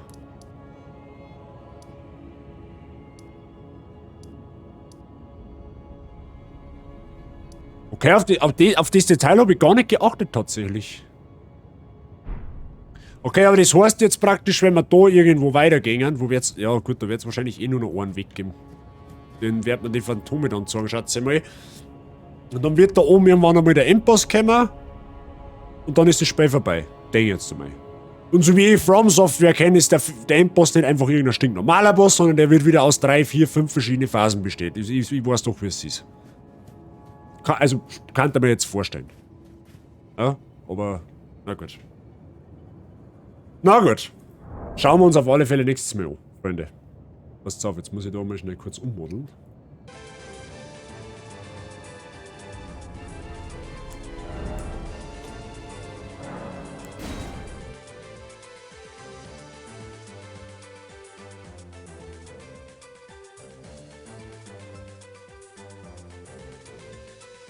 Gut. Ich weiß, dass ich zwischenzeitlich echt salzig bin, aber das Gebiet hat mich einfach dann so dermaßen aufgeregt, dass ich es wirklich kaum mehr sagen kann. Die Vögel, die ganzen Zaubergegner und ja, das ganze Geschwerl, was da einfach umgekrochen ist. Das nagt ja einmal so ein bisschen an der Substanz. Ja? Aber alles in allem da ich sagen, dass wir gut Meta gemacht haben heute. Tatsächlich. Gut, die Malenia, die hätte ich ohne Mimik, da darf man jetzt noch dran sitzen, sagen, ich glaube, es ist. Die Malenia hätte ich bis heute nicht, die hätte ich bis jetzt immer noch nicht geschafft. Einfach, weil die fucking OP war. Muss jetzt auch sagen, also mir macht Elden Ring natürlich immer noch Spaß. Überhaupt kein Thema nicht. Oder überhaupt keine Frage nicht. Aber schon langsam gelangt es mir auch. So. Also jetzt vom ja. Wie sage ich denn? Von der Menge her. Ja? Also es ist schon sehr, sehr lang das Spiel. Und so gesehen, ist glaube ich ganz gut, wenn wir bald einmal einen neuen Wind oder einen frischen Wind wieder reinbringen. Ja? Also ich gehe jetzt, wie gesagt, einmal davon aus, dass wir kommende Woche noch Elden Ring haben und dann meine haben wir auch hübsch durch. Also inwiefern, je nachdem wie die Bosse halt drauf haben, aber ich sag's Ihnen gar ganz ehrlich, ich werde mir jetzt dann wahrscheinlich auch nicht mehr allzu sehr davor schon in die Mimik herzunehmen. Einfach aus Gründen. Aber das schauen wir dann einfach. Genau. Wo möchtest du heute hinraiden? Das weiß ich ehrlich gesagt noch gar nicht. Mal schauen, wer denn online ist. Cookie war online. Cookie war online aus der Community tatsächlich, aber sonst habe ich da niemanden. Also was heißt, es sind schon welche da, aber die haben halt über 1000 Viewer teilweise. Also das kostet halt auch Sporen. Ja.